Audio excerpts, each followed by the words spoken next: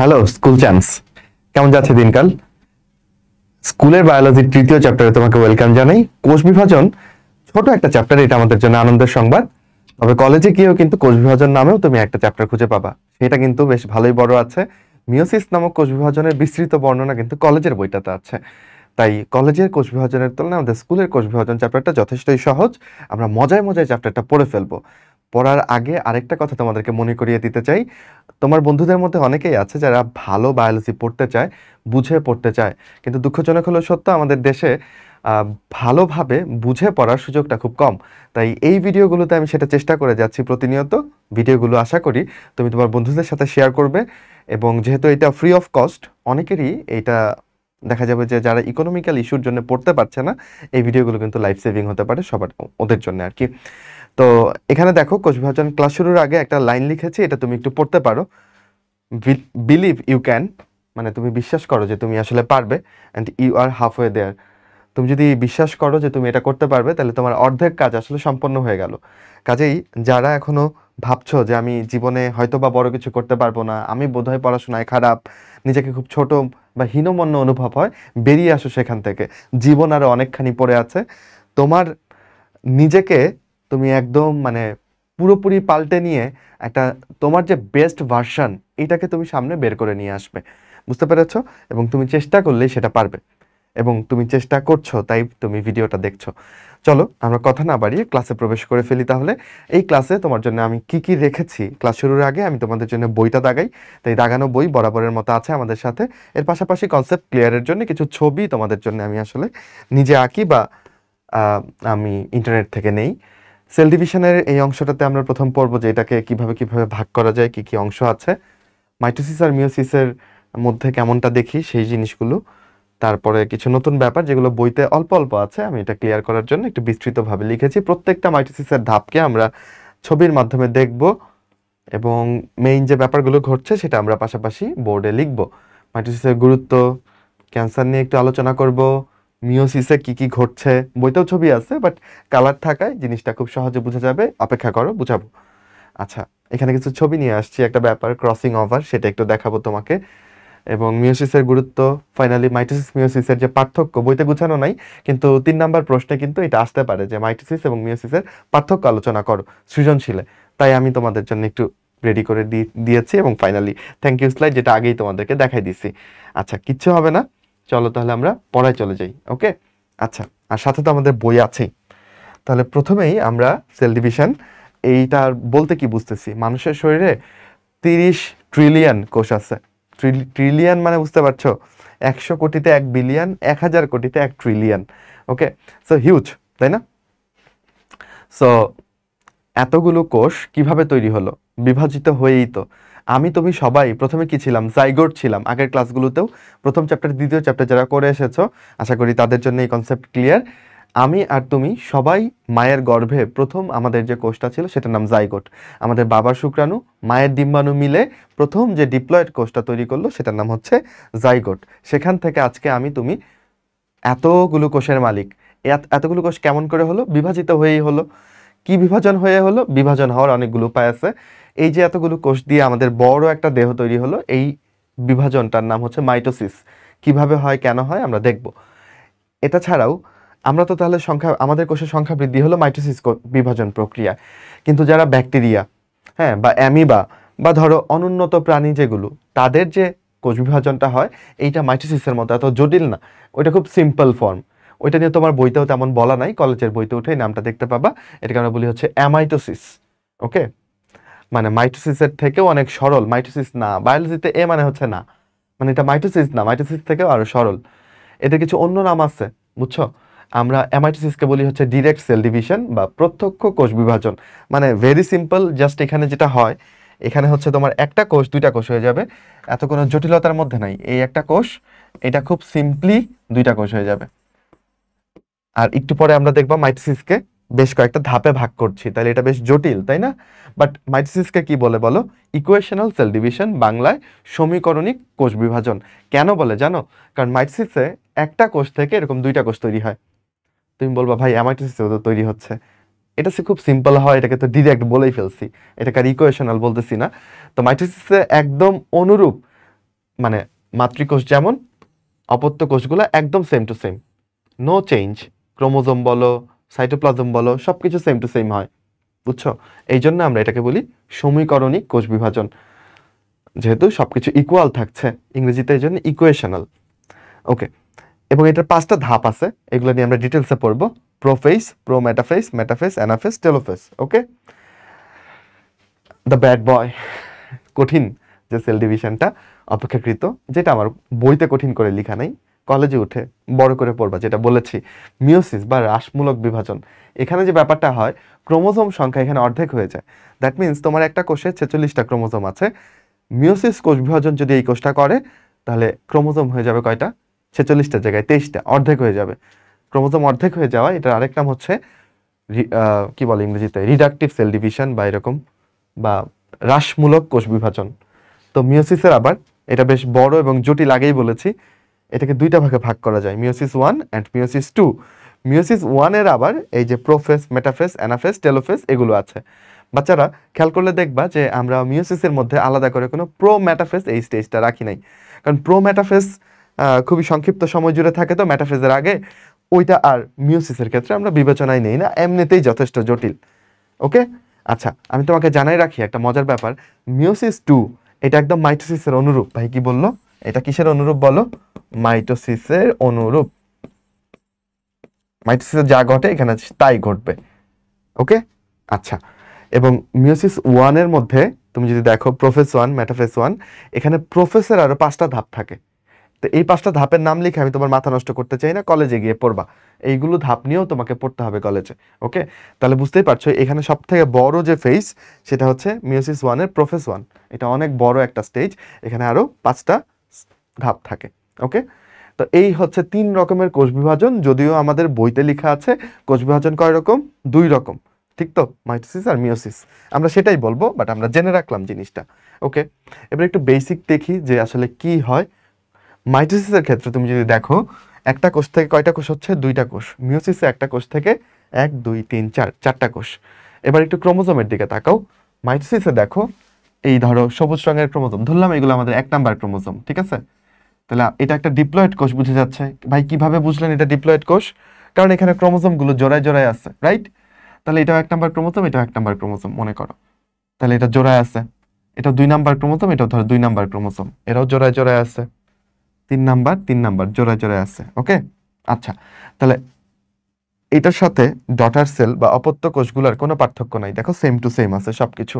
মাইটোসিসে এমনটাই হবে, ক্রোমোজোম সংখ্যাও সেম থাকবে, হ্যাঁ, সবকিছুই সেম থাকবে। আচ্ছা, মিওসিসে এসে দেখো 1 নাম্বার ক্রোমোজোম 2টা, এখানে 2 নাম্বার ক্রোমোজোম 2টা, 3 নাম্বার ক্রোমোজোমও কয়টা আছে? 2টা আছে, স্পষ্ট দেখতে পাচ্ছ। এটাও একটা ডিপ্লয়েড কোষ, ক্রোমোজোমগুলো জোড়ায় জোড়ায় থাকায়। এবার খেয়াল করো, এখানে যে অপত্য কোষগুলো বা ডটার সেলগুলো আমি পেয়েছি, এই কোষগুলোর মধ্যে 1 নাম্বার ক্রোমোজোম কয়টা? সবুজ রঙে আমি 1 নাম্বার ক্রোমোজোম দেখাইছি, একটা। 2 নাম্বার ক্রোমোজোম কয়টা? একটা। 3 নাম্বার ক্রোমোজোম কয়টা? একটা। সব জায়গায় ক্রোমোজোম একটা একটা করে, জোড়ায় জোড়ায় কোনো ক্রোমোজোম নাই। তাহলে কি এটাকে আমি ডিপ্লয়েড বলতে পারবো? না। এই কোষগুলো কেমন বলো বাচ্চারা? এগুলো হ্যাপ্লয়েড কোষ। ওকে, ক্রোমোজোমগুলো একলা একলা আছে, এই জন্য এটা হ্যাপ্লয়েড কোষ। ধরো যদি এটা মানুষের কোষ হতো, আমি তাহলে এখানে 3 জোড়া ক্রোমোজোম না দেখিয়ে আমি এখানে 23 জোড়া ক্রোমোজোম দেখাতাম, ঠিক তো? আর এখানে থাকতো 23টা করে, এখানে আর জোড়াগুলো থাকতো না। আবার মিওসিস কোষ বিভাজন আবার এমন হবে না যে 1 নাম্বার ক্রোমোজোম 2টা ঢুকে গেল এখানে, 2 নাম্বার ক্রোমোজোম একটাও ঢুকলো না, এরকম হবে না কিন্তু। প্রত্যেক জোড়া থেকেই একটা করে কোষ কিন্তু, সরি, একটা করে ক্রোমোজোম কিন্তু থাকবে। বুঝতে পারছো ব্যাপারটা? আচ্ছা, তাহলে আমি দেখলাম মিওসিস কোষ বিভাজনে একটা ডিপ্লয়েড কোষ থেকে 4টা হ্যাপ্লয়েড কোষ তৈরি হবে। ওকে, ডান। আচ্ছা, গেল। এবার চলো আমরা একটু পড়ি যে মাইটোসিস মানে একটা কোষের জীবনে বিভাজন পর্যায়টা কিন্তু খুবই ছোট্ট, কেমন? এবং সেই বিভাজনের জন্য যে প্রস্তুতি সেটা অনেক দীর্ঘ। এটাকে আমি তুলনা করি মানে রান্নার সাথে। যখন তুমি একটা বিরিয়ানি রান্না করবা, এটার জন্য কিন্তু অনেক পরিশ্রম দরকার, তাই না? মাংস জোগাড় করো, চাল জোগাড় করো, পেঁয়াজ কাটো, মশলা টশলা ঠিক করো, অনেক কষ্ট করে রান্না করো। কিন্তু এই বিরিয়ানি খাইতে কিন্তু বেশিক্ষণ সময় লাগে না, পরিবারের সবাই মিলে বসলে আধা ঘন্টায় তুমি খেয়ে ফেলতেছো এত কষ্টের রান্না করা বিরিয়ানি। কোষ বিভাজনের ক্ষেত্রেও বিভাজনের প্রস্তুতির জন্য সময় লাগে অনেকখানি, ঠিক আছে? কিন্তু বিভাজন হইতে বেশিক্ষণ সময় লাগে না। আচ্ছা, যেমন টাকার ক্ষেত্রে চিন্তা করতে পারো, টাকা জমাইতে অনেক কষ্ট, খরচ করে ফেলা যায় চোখের পলকে। সো একটা কোষের জীবনকে তুমি যদি 100% ধরো, তার 90 থেকে 95%ই খরচ হয় প্রস্তুতি নেওয়ার জন্য। এই অংশটুকুকে আমরা বলতেছি ইন্টারফেস বা প্রস্তুতি পর্যায়। যেমন তুমি এখন তোমার স্বপ্নের জন্য প্রস্তুতি নিচ্ছ, তাই না? আচ্ছা, তো এই জিনিসটাকে যেভাবে প্রেজেন্ট করলাম, এটা একটা সাইকেলের মতো দেখা যাচ্ছে না, যেখানে 5 থেকে 10% বিভাজনের জন্য খরচ হচ্ছে আর বাকিটুকু প্রস্তুতির জন্য খরচ হচ্ছে। এই পুরোটাকে আমরা বলতে পারি সেল সাইকেল। এই ব্যাপারটাও কলেজে তোমার বিস্তৃত আছে, আমি একটু করে হিন্ট দিয়ে রাখলাম তোমাকে। মাইটোটিক ফেজ মানে যেখানে মাইটোসিস সেল ডিভিশন হবে, এইটাকে আবার দুই ভাগে ভাগ করা যায়, সাইটোকাইনেসিস, ক্যারিওকাইনেসিস। এই কথাগুলোর মানে কি বাচ্চারা? কাইনেসিস শব্দের অর্থ হচ্ছে বিভাজন। কাইনেসিস মানে কি বলো? কাইনেসিস মানে হচ্ছে বিভাজন। ও বাবা, দাঁড়াও।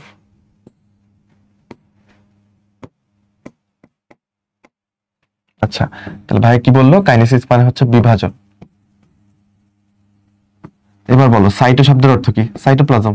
সাইটোটা আসছে কোত্থেকে? সাইটোপ্লাজম থেকে। তাহলে সাইটোপ্লাজমের বিভাজনকে কি বলা যায়? সাইটোকাইনেসিস। ক্যারিওকাইনেসিস, ক্যারিও শব্দের অর্থ হচ্ছে নিউক্লিয়াস। ওকে, নিউক্লিয়াস। আগের ক্লাসেই পড়ছো তোমরা, আগের চ্যাপ্টারে।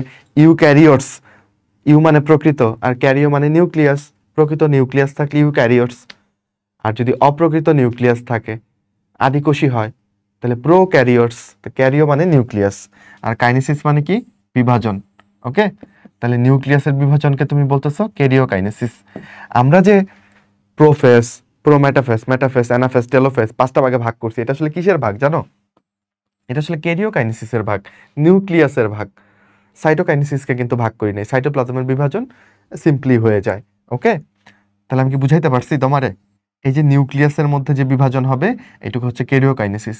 এরপরে ফাইনালি সাইটোপ্লাজমের বিভাজন হয়ে দুইটা কোষ হবে না? সাইটোপ্লাজমের বিভাজনটাকে আমরা বলবো সাইটোকাইনেসিস। ডান। নেক্সট আমরা একটু ইন্টারফেজে কোষটা কেমন থাকে একটু দেখি। দেখো কোষটার, এটা ধরো একটা কোষ, অন্যান্য অঙ্গাণুগুলো দেখাই নাই, এটা তার নিউক্লিয়াস। নিউক্লিওলাস দেখা যাচ্ছে, নিউক্লিয়ার মেমব্রেনকেও খুব স্পষ্ট দেখা যাচ্ছে। এখানে যে ক্রোমোজোমগুলো, সেই ক্রোমোজোমগুলো আসলে ক্রোমাটিন তন্তু আকারে থাকছে। এই আঁকাবাঁকা তন্তুগুলো হচ্ছে ক্রোমাটিন তন্তু। এই তন্তুগুলোই জল বিয়োজন করে খাটো এবং মোটা হতে শুরু করবে। তাহলে ইন্টারফেস অবস্থায় তুমি কিন্তু ক্রোমোজোমগুলোর যে সাধারণ আকৃতি নরমালি আমরা বইতে দেখি, এই আকৃতি কিন্তু কখনোই দেখতে পাবা না, বুঝছো?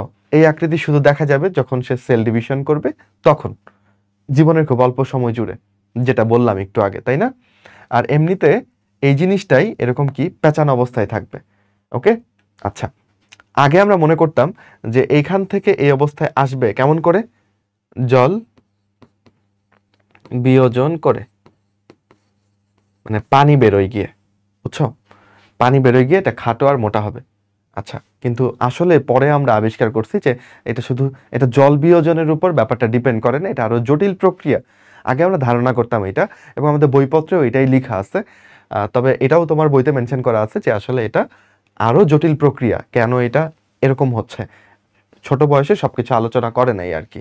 ওকে, তো এইটাই অবস্থায় ইন্টারফেসে এমনটা দেখবা। তারপরে দেখো প্রথম যে ধাপ প্রোফেস, যেটা বাংলা হচ্ছে আদি পর্যায়, এই অবস্থায় এসে কি দেখবা? ক্রোমাটিন তন্তুগুলো খাটো এবং মোটা হয়েছে জল বিয়োজন করে, মানে আমরা এখন এটা বলছি আর কি। ওকে, তো এখন আগের চেয়ে খাটো মোটা হয়, ক্রোমোজোমগুলোর আকৃতি একটু একটু বুঝে যাবে, স্টিল এটাকে ওই রকম ডিটেক্ট করতে পারবা না, মানে এখনো অত খাটো মোটা হয়নি, এখনো অনেকটা তন্তু তন্তু ভাব আছে, তাই না? আচ্ছা, এই যে এটা হচ্ছে সেন্ট্রোমিয়ার, এবং এটা শেষ দিকে এসে ক্রোমোজোমের মাঝখান দিয়ে ভাগ হয়ে দেখো দুইটা ক্রোমাটিড হয়ে যাবে। ক্রোমাটিড বলতে কি বুঝতেছি? ওকে, আমি একটা ক্রোমোজোম আঁকি মনে করো, এটা ধরো সেন্ট্রোমিয়ার। ওকে, তাহলে এই পাশে এটা হচ্ছে একটা ক্রোমাটিড, ভাই আঁকলো। আবার ধরো এই হলুদটা হচ্ছে আরেকটা ক্রোমাটিড, বুঝছো? তাহলে ক্রোমাটিড তুমি চিনছো? নর্মালি সে কি কেমন ছিল? সে ধরো এমন ছিল, এখান থেকে সে দুইটা ক্রোমাটিডে ভাগ হয়ে গেল। এখানে ছিল একটা ক্রোমাটিড মনে করো, এটাকে ক্রোমাটিড বলি না, আমরা ক্রোমোজোম বলতেছি। যখন সে ভাগ হয়ে যায় তখন তার ক্রোমাটিড হয়ে গেল কয়টা? দুইটা। বুঝতে পারছো ব্যাপারটা? এখানেই এই শেষ অংশে এসে, প্রোফেজের শেষ অংশে এসে এটা ভাগ হয়ে যাবে। আমরা অনেকখানি পড়লাম, আমরা একটু বইতে দেখতে চাই যে শুরুর দিকে কি কথাগুলো লেখা আছে। চলো চট করে দেখে ফেলি, একটু বইয়ের সাথে কানেকশন রাখি আমরা। এখানে দেখো একটা ছবি দিয়েছে, এটা কি বুঝতে পারছো? দেখতে কিসের মতো লাগছে? মনে হচ্ছে তোমার দিকে তাকায় আছে। এখানে যদি একটু দাঁড়াও, ওর একটু এখানে আমরা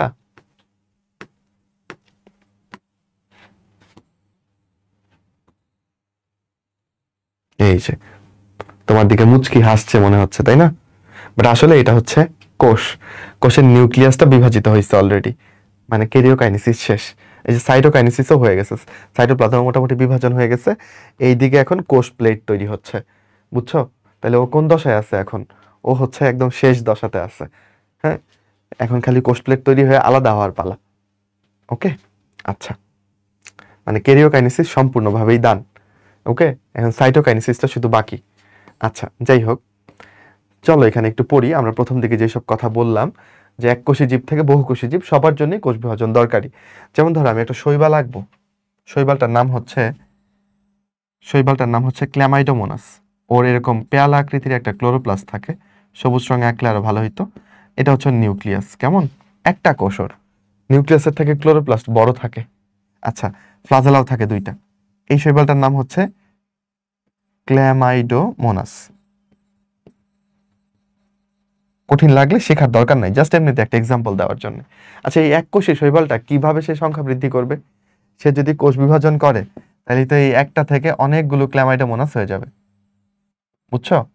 তাহলে কোষ বিভাজন করে সে কি সংখ্যা বৃদ্ধি করতে পারতেছে না বলো?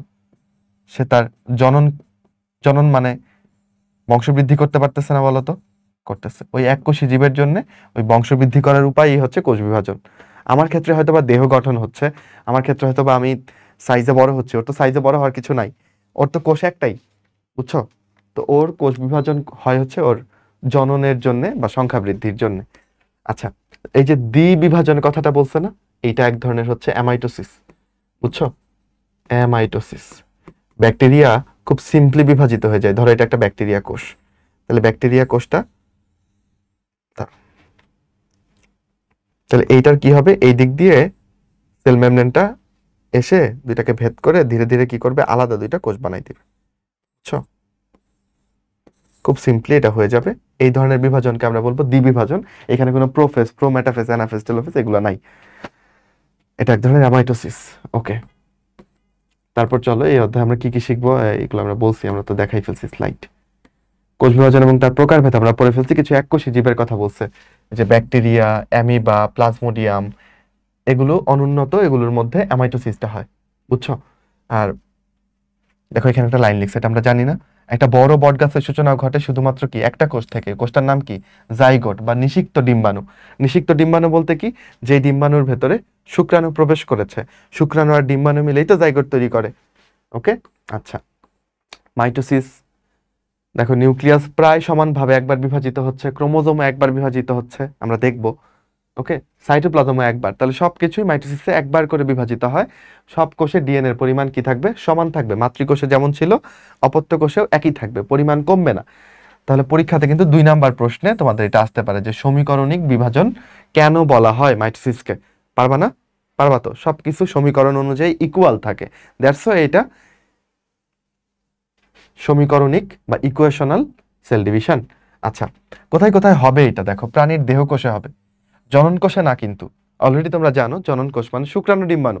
শুক্রাণু ডিম্বাণুতে মাইটোসিস হচ্ছে না, হচ্ছে কোথায়? দেহকোষে। দেহকোষ বলতে কি? শুক্রাণু ডিম্বাণু ছাড়া বাকি সব কোষই হচ্ছে দেহকোষ, বুঝছো? তবে আমাদের কিছু কোষ আছে যারা বিভাজিত হয় না। সেই কোষগুলো কি আমি তোমাকে একটু বলি। যেমন আমাদের যে পরিণত লোহিত রক্তকণিকা, সে বিভাজিত হয় না। ওকে, তারপরে আর কি কোষ আছে বলো? আমাদের যে পেশি কোষ, এই পেশি কোষও বিভাজিত হয় না। তুমি বলবা ভাই কি বলেন, ছোটবেলায় তো আমার পেশি ছিলই না, এখন তো আমার অনেক পেশি, তাহলে তো এটা বিভাজিত হয়েছে না। এই কোষটার আকৃতি বড় হয়েছে কিন্তু কোষ বিভাজিত হয় নাই। ভাই তাহলে জিম যারা করে তাদের কোষ তো আরো, তাদের হাত তো আরো মোটা থাকে, পেশি। তাহলে ওদের বোধহয় পেশির কোষ বাড়ে না, ওদের কোষগুলো আরো মোটা হয়, ঠিক আছে?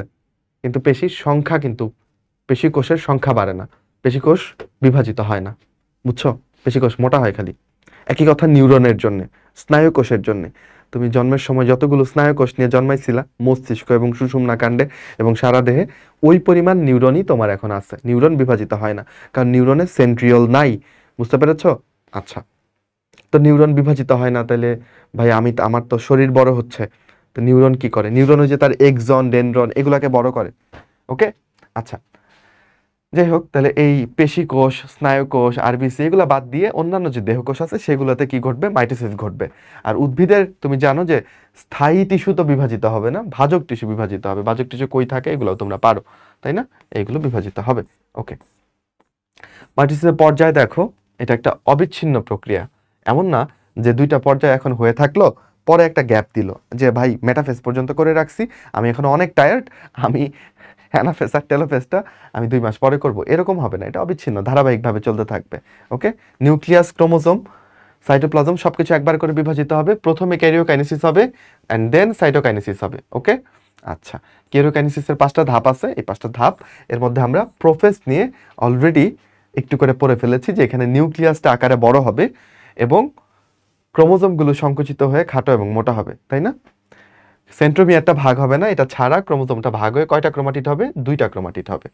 কিন্তু তুমি সংখ্যা গণনা করতে পারবে না, স্টিল ওরা অনেকখানি পেঁচায় থাকে।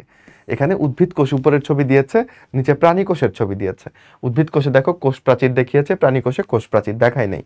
এবং প্রাণী কোষে দেখো এখানে সেন্ট্রোসোম, যেটার মধ্যে সেন্ট্রিওল থাকে, রাইট? সেন্ট্রোসোম হচ্ছে ঝিল্লিবদ্ধ একটা জিনিস, এর ভেতরে নলাকার সেন্ট্রিওল থাকে। তাহলে পুরোটা হচ্ছে সেন্ট্রোসোম আর ভেতরের এগুলা কি? সেন্ট্রিওল। এই জিনিসটা উদ্ভিদে থাকে না, উন্নত উদ্ভিদে সেন্ট্রিওলটা থাকে না, আম গাছে সেন্ট্রিওল থাকে না, বুঝছো? কিন্তু প্রাণী কোষে এটা থাকে। তো প্রাণী কোষের জন্য সেন্ট্রিওলটা দেখাইছে। ওকে, ফাইন। আচ্ছা, আমরা আমাদের স্লাইডে যাই। স্লাইড থেকে আমরা এইটুকু পড়েছি অলরেডি। তাহলে দেখো, প্রোফেজে নিউক্লিয়াসটা কেমন হচ্ছে বলো? বড় হচ্ছে। ক্রোমোজোমটা কেমন হচ্ছে? খাটো মোটা হওয়া শুরু করছে, তাই না? খাটো ও মোটা হওয়া শুরু, তাই তো? আচ্ছা, এবং ক্রোমাটিড কয়টা? 2টা। সেন্ট্রোমিয়ার কি বিভক্ত হয়েছে? না, খালি বাহুগুলো বিভক্ত হয়েছে, ঠিক? আচ্ছা, তো প্রোফেজের শেষ দিকে যেটা হবে এই নিউক্লিয়ার, আচ্ছা ঠিক আছে, তাহলে তুমি একটু এটার সাথে মিলাও, এখানের সাথে মিলাও না। নিউক্লিয়াসটা এখানে ছোট, এখানে কেমন? এখানে নিউক্লিয়াস দেখো বড়, ভেতরে অনেক কাজকর্ম হচ্ছে, তো জায়গাটা ওরা একটু বড় করে নেয়। তারপরে চলো যাই এর পরের স্টেজ, প্রোমেটাফেজ। মেটাফেজের আগে, প্রো মানে আদি বা প্রাক, মানে জাস্ট এটার আগে। যেমন তোমরা টেস্টের আগে কি দাও? প্রি টেস্ট, তাই না? ওইরকম এটা প্রি মেটাফেজ না বলে প্রো মেটাফেজ বলছি। মেটা মানে মধ্য, আর ফেজ মানে দশা বা পর্যায়। ওকে, তাহলে এই নামগুলো যে আসছে এগুলোর আসলে অর্থ আছে, এই জন্য বাংলা অর্থগুলো তোমাকে লিখে দিয়েছি। তাহলে মেটাফেজের আগের পর্যায় খেয়াল করো, মনে করলাম যে এই কোষটাতে 2 জোড়া ক্রোমোজোম ছিল, ঠিক আছে? ধরো এই 2 জোড়া ক্রোমোজোম, যেগুলোকে আমরা উপরেও দেখাইছি, ঠিক আছে? তাহলে এই ক্রোমোজোমগুলোর অবস্থা প্রোফেজে যেরকম, খেয়াল করো একটু, প্রো মেটাফেজে তার চেয়ে আরো বেশি খাটো মোটা হয়েছে না? বলো, কারণ সে ওই যে জল বিয়োজনের কনসেপ্ট অনুযায়ী বললে জল বিয়োজন হচ্ছে, সে আরো খাটো মোটা হচ্ছে। ওকে, এখন যেটা হবে এখানে, উদ্ভিদ কোষে তো কি নাই? সেন্ট্রিওল নাই। তাহলে উদ্ভিদ কোষে মাইক্রোটিউবিউল দিয়ে, মাইক্রোটিউবিউল মানে কি? কোষীয় কঙ্কাল, রাইট? ওইগুলো দিয়ে এরকম একটা স্পিন্ডল ফাইবার, তো স্পিন্ডল তন্তু মানে স্পিন্ডল ফাইবার বা স্পিন্ডল তন্তু হচ্ছে এক একটা তন্তু, আর এই পুরো জিনিসটার নাম হচ্ছে স্পিন্ডল অ্যাপারেটাস। অ্যাপারেটাস মানে একটা যন্ত্র। ওকে, তাহলে এই স্পিন্ডল যন্ত্রটা তৈরি হবে। ভাই এটাকে স্পিন্ডল কেন বলতেছে? স্পিন্ডল একটা শেপ। এই কিরকম শেপ? কোনো একটা কিছুর শেপ যদি এরকম হয় যে 2টা প্রান্ত হচ্ছে সরু আর মাঝখানে হচ্ছে মোটা, এমন একটা শেপকে আমরা বলি স্পিন্ডল। বাংলা করলে দাঁড়ায় মাকু। তো মাকু আকৃতির হলো না জিনিসটা, যে প্রান্তগুলো সরু মাঝখানটা মোটা, তাই এটাকে আমরা বলতেছি স্পিন্ডল অ্যাপারেটাস বা স্পিন্ডল যন্ত্র। আর এটার এক একটা তন্তুকে আমরা কি বলতেছি? স্পিন্ডল ফাইবার বা স্পিন্ডল তন্তু। উদ্ভিদ কোষে এই তন্তুগুলোকে তৈরি করছে মাইক্রোটিউবিউল।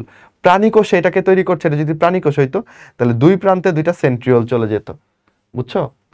2 প্রান্তে 2টা সেন্ট্রিওল গিয়ে তাদের মাঝখান থেকে এটা নিঃসরিত হতো। তাহলে প্রাণী কোষে তৈরি করে সেন্ট্রিওল, উদ্ভিদ কোষে তৈরি করে মাইক্রোটিউবিউল, স্পিন্ডল অ্যাপারেটাসটা। ওকে, আচ্ছা, তো আর এই স্পিন্ডল তন্তুর যেই তন্তুগুলোর সাথে ক্রোমোজোম লাগবে, ঠিক আছে? দেখো এই যে এই স্পিন্ডল তন্তুর এই তন্তুর সাথে ক্রোমোজোম লাগছে না? এখন ক্রোমোজোমকে অ্যাটাচ করার জন্য এখানে স্পিন্ডল তন্তুর গায়ে আরো ছোট ছোট কিছু তন্তু থাকে, ঠিক আছে? এইটার কোনো এখনো এটার মানে কোনো ছবি বা এরকম কিছু আমরা ওইভাবে বুঝতে পারি নাই, কিন্তু ধারণা করি আর কি, বুঝছো? তো এই যে সবুজ রঙে যেটা দিছি এটা হচ্ছে স্পিন্ডল ফাইবার। একটু ছবিটার দিকে তাকাও, ঠিক আছে? এই যে এখানে একটা সবুজ রঙের স্পিন্ডল ফাইবারই আমি এখানে আঁকছি, বুঝো কিন্তু, ঠিক আছে? আর স্পিন্ডল ফাইবারের সাথে ক্রোমোজোম অ্যাটাচ হবে। ক্রোমোজোমের কোন অংশটা? ক্রোমোজোমের যে সেন্ট্রোমিয়ার, আশা করি সেন্ট্রোমিয়ার চিনো, এই যে সেন্টারে যেটা থাকে ওটার নাম সেন্ট্রোমিয়ার, ঠিক আছে? তাহলে এই সেন্ট্রোমিয়ারটা স্পিন্ডল, এসএফ মানে স্পিন্ডল ফাইবার, স্পিন্ডল ফাইবারের সাথে সেন্ট্রোমিয়ারটা যে অ্যাটাচ হয়েছে, দেখো ভাইয়া এখানে সাদা রঙে আরো কিছু ছোট ছোট তন্তু দেখাইছে, দেখছো? এই তন্তুগুলোকে আমরা বলতেছি ট্র্যাকশন ফাইবার। ট্র্যাকশন, ট্র্যাকশন মানে কি বুঝতেছো? মানে ধরে রাখতেছে, হ্যাঁ, টেনে রাখতেছে ক্রোমোজোমটাকে এটার দিকে, এই স্পিন্ডল ফাইবারের সাথে সে টেনে রাখতেছে। এই ফাইবারগুলোর নাম হচ্ছে ট্র্যাকশন ফাইবার। তো ক্রোমোজোমের সাথে যখন এই ট্র্যাকশন ফাইবারগুলো অ্যাটাচ হয়, তখন এই ট্র্যাকশন ফাইবারকে তুমি চাইলে ক্রোমোজোমাল ফাইবারও বলতে পারো। তো এটার নাম কি? ট্র্যাকশন ফাইবার বা ক্রোমোজোমাল ফাইবার। বুঝতে পারছো কাহিনীটা? ছবিটা তোমার বইতে নাই, বাট কনসেপ্টটা এটাই। ওকে, আচ্ছা। এই অবস্থায় এসে নিউক্লিয়ার মেমব্রেন এবং নিউক্লিওলাস এদের কি হবে? বিলুপ্তি ঘটতে শুরু করবে। বিলুপ্তি ঘটা শুরু। খেয়াল করলে দেখবা যে ভাইয়া এখানে খুব অল্প করে নিউক্লিওলাস দেখাইছে, মানে এটা কি ফেড আউট হয়ে যাচ্ছে। এই নিউক্লিয়ার মেমব্রেনটাও কিন্তু ডট ডট দিয়ে বুঝাইছে, মানে এটাও কি বিলুপ্ত হয়ে যাচ্ছে প্রায়। ওকে, আর প্রাণী কোষে যেটা হয় স্পিন্ডল ফাইবার ছাড়াও এই পাশটাতে অপোজিট সাইডে, ঠিক আছে, এই পাশটাতে আরো কিছু তন্তু বা ফাইবারের মতো এরকম দেখা যায়। এই তন্তুগুলোকে বা এই রশ্মিগুলোকে আমরা বলি অ্যাস্টার রে। ওকে, অ্যাস্টার রে দেখা যায়। অ্যাস্টার রে গুলো কে তৈরি করলো বলো? অ্যাস্টার রে তৈরি করলো হচ্ছে সেন্ট্রিওল। সেন্ট্রিওল কি উদ্ভিদে, উন্নত উদ্ভিদে থাকবে? না, উন্নত উদ্ভিদে নাই, আম গাছ জাম গাছে নাই। তাহলে উদ্ভিদ কোষে কি তুমি এরকম কোষ বিভাজনের সময় কোনো অ্যাস্টার রে দেখতে পাবা? পাবা না। শুধু প্রাণী কোষের সময় সেন্ট্রিওল থেকে নিঃসৃত কিছু এরকম অ্যাস্টার রে দেখা যায়। ওকে, বুঝা গেল ব্যাপারটা? তাহলে এই হচ্ছে প্রো মেটাফেজ স্টেজের অবস্থা। ডান? আচ্ছা, তারপরে চলো দেখি মেটাফেজে কি হচ্ছে। মেটা মানে মধ্য, তাহলে এটা মধ্য পর্যায়। ওকে, এবার এই যে এটা হচ্ছে স্পিন্ডল অ্যাপারেটাস, এটার যে মাঝখানের জায়গাটা এটাকে আমরা বলি ইকুয়েটর। ইকুয়েটর মানে হচ্ছে বিষুব অঞ্চল, মাঝামাঝি অঞ্চল। খেয়াল করলে দেখবা এই ফেজে এসে সবগুলো ক্রোমোজোম মাঝখানে অবস্থান করছে, তাই না? স্পিন্ডল ফাইবারের মানে স্পিন্ডল অ্যাপারেটাসের একদম মাঝখানে অবস্থান করছে, এই জন্য এটার নাম হচ্ছে মধ্য পর্যায় বা মেটাফেজ। এবার তুমি যদি খেয়াল করো একটা ব্যাপার, এইখানে কিন্তু মাঝখানে ছিল না, এখানে যে কোনো জায়গায় থাকতে পারে, দেখছো? এটা এখানে, এটা এখানে, এটা এখানে, এটা এখানে। কিন্তু মেটাফেজে গিয়ে এগুলো সব কই চলে আসবে? মাঝখানে চলে আসবে। ওকে, আচ্ছা, এই জন্য এটার নাম হয়েছে মধ্য পর্যায়। আর এই যে মাঝখানে যে ক্রোমোজোমগুলো অবস্থান করছে, এই জিনিসটাকে আমরা বলি মেটাকাইনেসিস। মেটা মানে কি? মাঝখানে। আর কাইনেসিস মানে যদিও বিভাজন, কিন্তু তাহলে ক্রোমোজোমগুলো বিষুবে অবস্থান করলে বা ইকুয়েটরে অবস্থান করলে এটাকে আমরা মেটাকাইনেসিস বলবো। এই শব্দটা তোমার বইতে নাই, বাট ইটস স্টিল ইম্পর্টেন্ট, যেহেতু কলেজে গিয়ে পড়তেই হবে, আমি তোমাকে তাই একটু আগে থেকেই জ্ঞান দিয়ে দিলাম।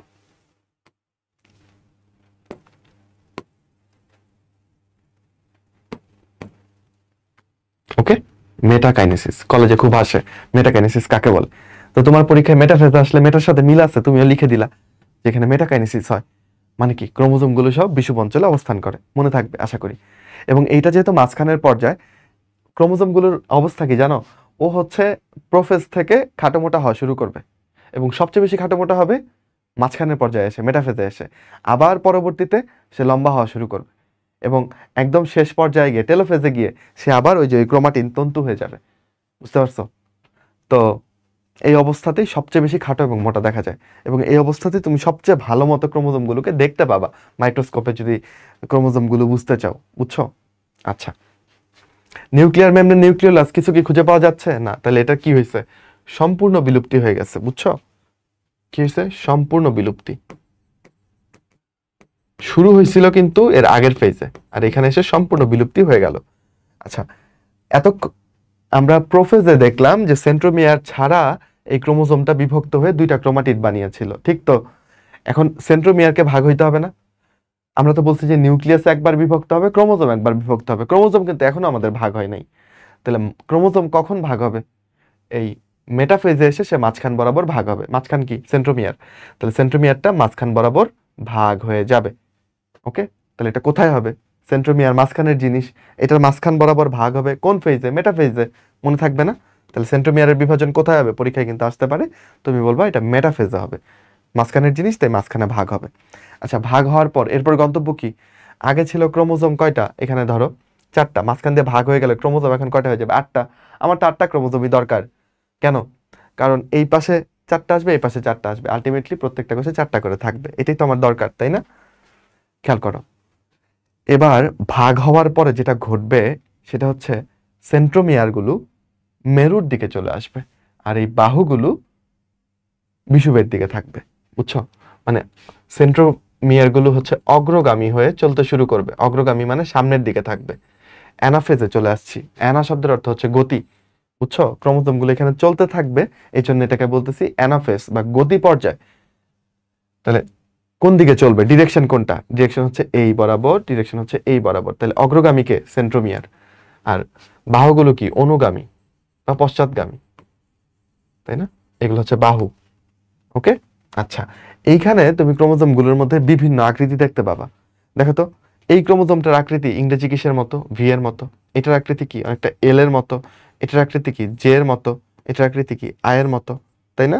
তাহলে ক্রোমোজোমগুলো ভি এল জে আই এই আকৃতিতে দেখা যায় কোন অবস্থায় বলো? গতি পর্যায়ে বা অ্যানাফেজ দশায়। খুবই ইম্পর্টেন্ট, সারা জীবন কলেজেও লাগবে। ওকে, এতে কিছু নাম আছে, বুঝছো? যেমন ভি এর নাম হচ্ছে মেটাসেন্ট্রিক। মেটাসেন্ট্রিক, ওকে। মেটাসেন্ট্রিক মানে বুঝতেই পারতেছো। আচ্ছা, বানানটা মেটা। আচ্ছা, মেটাসেন্ট্রিক মানে হচ্ছে, মেটা মানে মাঝখানে, সেন্ট্রিক মানে সেন্ট্রোমিয়ার। তাহলে সেন্ট্রোমিয়ার যদি মাঝখানে থাকে এবং দুইটা বাহু যদি ইকুয়াল লম্বা হয়, তখন এটা ভি এর মতো লাগবে, তখন এটাকে মেটাসেন্ট্রিক বলবা, বা বাংলায় বলে মধ্যকেন্দ্রিক। বুঝছো? আচ্ছা, এলটাকে দেখো, একটা বাহু একটু লম্বা, আরেকটা বাহু এটা থেকে একটু ছোট, তখন এটা এল এর মতো লাগবে। তো এটাকে আমরা বলবো সাব মেটাসেন্ট্রিক। সাব মেটাসেন্ট্রিক মানে একটুর জন্য মেটাসেন্ট্রিক হয় নাই। বুঝছো? যেমন ধরো, একজন হচ্ছে রেজিস্টার আর একজন হচ্ছে সাব রেজিস্টার। মানে কি? রেজিস্টারের যে সহযোগী, তাই না? অ্যাসিস্ট্যান্ট টাইপের বুঝাচ্ছে। তো এখানেও এটা মেটাসেন্ট্রিক, এটা একটুর জন্য মেটাসেন্ট্রিকটা হচ্ছে না, তাই এটা সাব মেটাসেন্ট্রিক। বাংলা করলে মেটাসেন্ট্রিকের বাংলা মধ্যকেন্দ্রিক। মেটা মানে মধ্য, আর সেন্ট্রিক সেন্ট্রিক মানে কেন্দ্রিক। সাব মেটাসেন্ট্রিকের বাংলা হচ্ছে উপমধ্যকেন্দ্রিক। ওকে, আচ্ছা, যে এটা একটু বাঁকানো না? বলো, একটা বাহু একটু বাঁকানো থাকতেছে, এটাকে আমরা বলছি অ্যাক্রোসেন্ট্রিক। ওকে, অ্যাক্রো মানে বাঁকানো। বুঝছো? অ্যাক্রোসেন্ট্রিক হলে এটা হচ্ছে যে আকৃতির। ঠিক আছে? তাহলে এখানে কি হবে? এল এর একটা বাহু যতখানি বড় ছিল, মানে যতখানি পার্থক্য, এখানে পার্থক্য আরো বেশি থাকবে, একটা বেশি ছোট আর একটা বেশি লম্বা, তখন এটা জে এর মতো লাগে, তখন এটা অ্যাক্রোসেন্ট্রিক। আর যদি এমন হয় যে সেন্ট্রোমিয়ারটা একদম প্রান্তে অবস্থান করতেছে এবং আরেক প্রান্তের যে বাহুটা ওইটা দেখাই যাচ্ছে না, এরকম একটা অবস্থা যে একদম প্রান্তে অবস্থান করছে, তখন এটাকে বলবা টেলোসেন্ট্রিক। টেলোসেন্ট্রিক, টেলো মানে হচ্ছে শেষ। বুঝছো? মানে একদম শেষে বা প্রান্তে আছে সেন্ট্রোমিয়ার, তাই এটা টেলোসেন্ট্রিক। তো এটা বাংলা করছি আমরা প্রান্ত কেন্দ্রিক। বুঝছো? এই এই হচ্ছে অবস্থা। তাহলে অ্যানাফেজে গতি পর্যায়ে আমরা ক্রোমোজোমগুলোর এইসব আকৃতি দেখতে পাই। হলো? আচ্ছা, এখন আমরা কোথায় যাব? টেলোফেজ বা অন্ত পর্যায়ে যাব। তাই এখানে প্রোফেজের বিপরীত ঘটনা ঘটবে। প্রোফেজে যেটা হয়েছিল, ক্রোমোজোমগুলো খাটো মোটা হওয়া শুরু হয়েছিল, এখানে ক্রোমোজোমগুলো পানি শোষণ করে আবার কি হওয়া শুরু করবে বলো? এই পেঁচানো হওয়া শুরু করবে। এটা তুমি অনেকটা নুডলসের কনসেপ্ট দিয়ে মনে রাখতে পারো। ধরো নুডলস যখন পানি থাকে না, তখন সে খাটো মোটা, খুব জাস্ট ওই একটা চাঙ্কের মধ্যেই অনেকখানি নুডলস থাকতেছে, তাই না? খাটো মোটা করে নুডলসকে যদি পানিতে সিদ্ধ করো, সে তখন পানি শোষণ করে। পানি শোষণ করলে সে কি হয়ে যায় বলো? সে সরু পেঁচানো হয়ে যায় না? বলো, ক্রোমোজোম গুলো এরকম আর কি। পানি নিয়ে নিচ্ছ, ও খাটো মোটা হয়ে গেছে সংকুচিত হয়ে, পানি দিয়ে দিচ্ছ, তখন আবার নুডলস পানিতে সিদ্ধ করলে কি হয়? পেঁচানো টেচানো হয়ে যায়, তুমি বুঝতেই পারতেছো। ওরকম আর কি। বুঝছো? তো ক্রোমোজোমটা এখানে কি হবে বলো? ক্রোমোজোমটা এখানে ক্রোমাটিড, আলটিমেটলি এখানে ক্রোমাটিন তন্তু হয়ে যাবে। ক্রোমাটিন তন্তু। ওকে, আচ্ছা, নিউক্লিয়ার মেমব্রেন, নিউক্লিওলাস, এগুলা কি হবে বলো? এগুলোর পুনরাবির্ভাব হবে। আচ্ছা, পুনর পুনর আবির্ভাব বানান খুব কঠিন লাগতেছে, বাংলায় কি লিখবো বলো? আচ্ছা, পুনরায় দেখা যাবে লিখি। ওকে, এখানে কোষ প্লেট তৈরি হবে। কোষ প্লেট কোনটা? এই যে এটা। বুঝছো? কোষ প্লেট তৈরি হবে। যেটা দিয়ে এই দুইটা পৃথক কোষ হবে একটু পরে। এবং স্পিন্ডল অ্যাপারেটাসের কি হবে বলো? বিলুপ্তি হবে। এই পর্যায়ে এসে স্পিন্ডল অ্যাপারেটাস বিলুপ্তি হয়ে যাবে। এটা তো আর দরকার নাই, এখন এই জন্য ডট ডট দিয়ে দিচ্ছি। ওকে, বুঝা গেল? তাহলে আমাদের কেরিওকাইনেসিস শেষ। এখন কি করতে হবে বলতো? সাইটোপ্লাজমটা বিভাজিত হয়ে গেলেই আমাদের সাইটোকাইনেসিসও শেষ হয়ে যাবে এবং আমরা হুবহু অনুরূপ দুইটা কোষ পেয়ে যাব যারা মাতৃ উদ্ভিদের একদম ইকুয়াল।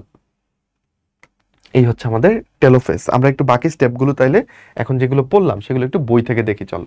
ওকে, আমরা তো প্রোফেজ দেখেই ফেলছি। প্রোমেটাফেসে স্পিন্ডল যন্ত্র সৃষ্টি হয়। হ্যাঁ, ইকুয়েটর মানে কি? বিষুব অঞ্চল জানি আমরা। উদ্ভিদ কোষের মাইক্রোটিউবিউল দিয়ে এই স্পিন্ডল তন্তুগুলো তৈরি হবে। আর প্রাণী কোষে কোত্থেকে তৈরি হবে বলো? সেন্ট্রোমিয়ার দিয়ে, সরি কি বলে এটাকে, সেন্ট্রিওল দিয়ে। প্রাণী কোষে সেন্ট্রিওল থেকে এগুলো বের হবে। ট্র্যাকশন ফাইবার ভাই ছবি এঁকে দেখাইলো, এগুলোকে ক্রোমোসোমাল তন্তুও বলে। আচ্ছা, অ্যাস্টার রে আমি তোমাকে দেখাইছি, এই যে দেখো প্রাণী কোষে অ্যাস্টার রে গুলো বের হচ্ছে, উদ্ভিদ কোষে কোনো কি নাই, অ্যাস্টার রে নাই। ওকে, তারপর আসো, সম্পূর্ণ বিলুপ্তি হবে, শেষ পারছি। গতি পর্যায়ে সেন্ট্রোমিয়ার গুলো তো ভাগ হয়ে গেছে আগেই।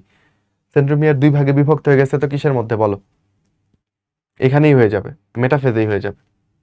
ক্রোমাটিড দুইটা আলাদা হয়ে যাবে এবং ওরা মেরুর দিকে যাওয়া শুরু করবে। কেমন? সেন্ট্রোমিয়ার অগ্রগামী, বাহুগুলো অনুগামী হবে। ভি, এল, জে, আই এই চারটা আকৃতি গ্রহণ করবে, অন্য কোনো আকৃতি না কিন্তু। কেমন? আচ্ছা, এবং এদের নামগুলো আমরা দেখলাম, বাংলা নামগুলো ভাইয়া একটু বললো। টেলোফেজে গিয়ে কি হবে? প্রোফেজের ঠিক বিপরীত ঘটনাগুলো ঘটতে শুরু করবে এবং এখানে কোষ প্লেট তৈরি হবে, তাই না? স্পিন্ডল যন্ত্রের কাঠামো ভেঙে গিয়ে তন্তুগুলো ধীরে ধীরে অদৃশ্য হয়ে যাবে, এই জন্য এগুলো ডট ডট দিয়ে দেখাবো। এই যে পুনরাবৃত্তির ভাব বানানটা ভাইয়া যেটা পারে নাই বা লিখতে গিয়ে প্যারা হয়েছে ভাইয়ের। দেখো এখানে একটু মাইক্রোস্কোপের নিচে কেমন দেখায়, মাইক্রোস্কোপের নিচে দেখে তুমি কিভাবে চিনবা এটা একটা কোষ। কোষের কোষ ঝিল্লিটা আমি তোমাকে দেখাই, এটা হচ্ছে কোষ ঝিল্লি। ওকে, বুঝতে পারতেছো? এটা হচ্ছে কোষ ঝিল্লি, এটা কি নিউক্লিয়াস। এখানে হিজিবিজি হয়ে আছে না? কোনো ক্রোমোসোম কি বুঝে যাচ্ছে না। এটা দেখে বুঝবা যে এটা আসলে কি অবস্থায় আছে, ইন্টারফেস অবস্থায় আছে। দেখো, এবার দেখো নিউক্লিয়াসের আকৃতিটা একটু বড় মনে হচ্ছে না? বড় মনে হচ্ছে তো। এবং এগুলা এখন একটু একটু তাও বোঝা যাচ্ছে। স্টিল ক্রোমোজোম সংখ্যা গণনা করা পসিবল না প্রোফেসে, বাট স্টিল ক্রোমোজোম গুলো যে খাটো মোটা হয়েছে এটা বোঝা যাচ্ছে, তাই না? আচ্ছা, তাহলে এখানে নিউক্লিয়াসের আকৃতি ছিল এইটুকু, তাহলে আকৃতি বড় হয়েছে। মেটাফেজে দেখো, এই যে এই বরাবর একটা স্পিন্ডল অ্যাপারেটাস আছে। ওকে, তাহলে এটা কোথায় অবস্থান করতেছে? ক্রোমোজোম গুলো একদম মাঝখানে, তাই এটা মেটাফেজ। অ্যানাফেজে দেখো এগুলো কোথায় চলে আসছে? মেরুর দিকে চলে আসছে, ক্রোমোজোম গুলো মেরুর দিকে যাচ্ছে। টেলোফেজে গিয়ে সেপারেট হয়ে গেছে দুইটা, দেখছো? আচ্ছা, এবং দুইটা অপত্য কোষ পেয়ে গেছো, এই একটা কোষ, এই একটা কোষ, স্পষ্ট দুইটা কোষ দেখা যাচ্ছে। সুন্দর না বলো? সবার প্রতিনিয়ত ঘটে যাচ্ছে এটা। প্র্যাকটিক্যাল অংশটা রিডিং পড়বা, দড়ি দিয়ে এই ক্রোমোজোমগুলোর আকৃতি বানাইতে বলছে, সময় থাকলে ইচ্ছে থাকলে বানাবা। এবার মাইটোসিসের গুরুত্ব, তোমরা যদি প্রশ্ন অ্যান্সার করতে চাও এখান থেকে, তাহলে তোমাকে গুরুত্বগুলো আসলে এরকম গড বাঁধা না লিখে একটু পয়েন্ট আকারে লিখলে স্যাররা বেশি পছন্দ করবে। তো সবকিছু মিলিয়ে তোমাদের কলেজের বই, স্কুলের বইয়ের কথা সবকিছু মিলে ভাই কিছু পয়েন্ট তোমাকে এখানে মেনশন করে দিচ্ছে। তাহলে আমরা জানি যে আমরা এতখানি বড় হয়েছি কিভাবে, মাইটোসিস করে করি। তাহলে এখানে দেহ গঠন, দৈহিক বৃদ্ধি, এগুলোতে মাইটোসিস হেল্প করছে। বংশবৃদ্ধি, এককোষী জীবের বংশবৃদ্ধি, হ্যাঁ, এককোষী জীবগুলোর ক্ষেত্রে কিভাবে হয়? ভাইয়া যে ক্ল্যামাইডোমোনাস শৈবালের কথা বললো, এককোষী জীবের বংশবৃদ্ধি মাইটোসিসের মাধ্যমে হচ্ছে, বুঝছো? এককোষী এবং প্রকৃত কোষী হইতে হবে, অপ্রকৃত কোষ হইলে কিন্তু হবে না। যেমন এককোষী ব্যাকটেরিয়া, ওর তো মাইটোসিস হয় না, ওর হয় অ্যামাইটোসিস। শৈবাল ও কিন্তু প্রকৃত কোষী, ওর সুন্দর নিউক্লিয়াস, ক্লোরোপ্লাস্ট সবকিছু দেখছো, তাই না? প্রকৃত কোষী হলেই নিউক্লিয়াসটা সুগঠিত থাকবে, অপ্রকৃত কোষী হলে সেটা তো থাকবে না। আগেই পড়াইছি এগুলো। আচ্ছা, তাহলে ওদের ক্ষেত্রে বংশবৃদ্ধি হবে মাইটোসিস প্রক্রিয়া। ওকে, পারা গেল। তারপরে ধরো উদ্ভিদের অযৌন জনন যে হয়, অযৌন জনন কি? যেই সব জননে ধরো তোমার শুক্রাণু ডিম্বাণুর দরকার নাই। যেমন ধরো একটা উদ্ভিদের ডাল কেটে নিয়ে, ধরো গোলাপ গাছের ডাল কেটে নিয়ে তুমি মাটিতে পুঁতে দিলে, দেখলে ওইখান থেকে আরেকটা গোলাপ গাছ হয়ে গেল, এটাও তো বংশবৃদ্ধি। এখানে কি কোনো মিওসিস হয়েছে? না, মাইটোসিসের মাধ্যমেই নতুন গোলাপ গাছটা ডাল থেকে একটা গোলাপ গাছ হয়ে গেল। যদিও এটার নাম অঙ্গজ জনন, বাট অঙ্গজ জনন এক ধরনের কি অযৌন জনন। তাহলে এই ধরনের বংশবৃদ্ধিগুলোতে কিন্তু মাইটোসিসের ভূমিকা আছে। আচ্ছা, এই অংশটা একটু ভালো মতনে খেয়াল করো। এখানে কি বলছে? এটা বলছে জননাঙ্গ সৃষ্টি, জনন কোষ সৃষ্টি না কিন্তু জননাঙ্গ সৃষ্টি। তাহলে পুরুষের প্রধান জননাঙ্গ কি? শুক্রাশয়। ফিমেলের প্রধান জননাঙ্গ কি? ডিম্বাশয়। ওকে, তাহলে এই শুক্রাশয়, ডিম্বাশয় এগুলো তৈরি করা কার কাজ? মাইটোসিসেরই কাজ। কিন্তু শুক্রাশয় ডিম্বাশয়ের মধ্যে যে ডিম্বাণু শুক্রাণু এগুলো তৈরি হবে, সেগুলো তৈরি হবে মিওসিস প্রক্রিয়া। আমি কিন্তু জনন কোষের কথা বলি নাই, অঙ্গের কথা বলছি। আমাদের সব অঙ্গ কিভাবে তৈরি হয়েছে, হাত পা মাথা সবকিছুই তো মাইটোসিস করে তৈরি হয়েছে, রাইট? বুঝছো? আচ্ছা, জনন কোষের সংখ্যা বৃদ্ধি, জনন কোষ তৈরি বলে না, জনন কোষের সংখ্যা বৃদ্ধি মাইটোসিস করে হচ্ছে। আচ্ছা, নির্দিষ্ট আকার আয়তন রক্ষা করতেছে সে, নিউক্লিয়াস সাইটোপ্লাজমের ভারসাম্য রক্ষা করছে, ক্রোমোজোমের সমতা রক্ষা করছে। ধরো আমার একটা কোষ হচ্ছে গিয়ে 46টা ক্রোমোজোম, আরেকটা কোষে মানে 42টা ক্রোমোজোম, আরেকটা কোষে 36টা ক্রোমোজোম। এরকম হইলে আমার দেহের সবগুলো কোষ কি একই রকমের থাকতো, একইভাবে কাজ করতো না, অনেক অসুবিধা তৈরি হইতো, আমরা হয়তো বা বাঁচতেই পারতাম না। মাইটোসিসের ফলে সবগুলো কোষে ক্রোমোজোম সংখ্যা ইকুয়াল থাকায় আমাদের সবগুলো কোষ একই রকমভাবে কাজ করছে। ওকে, আচ্ছা, ক্ষতস্থান পূরণ, কোথাও কেটে গেলে ওই জায়গাটা কিন্তু কাটাই থেকে যায় না, ওই ক্ষতস্থান পূরণ হয়ে যায়, তাই না? কিভাবে হয়? মাইটোসিস প্রক্রিয়ায় হয়। জাস্ট আমি তোমাকে একটা ইন্টারেস্টিং ফ্যাক্ট বলি।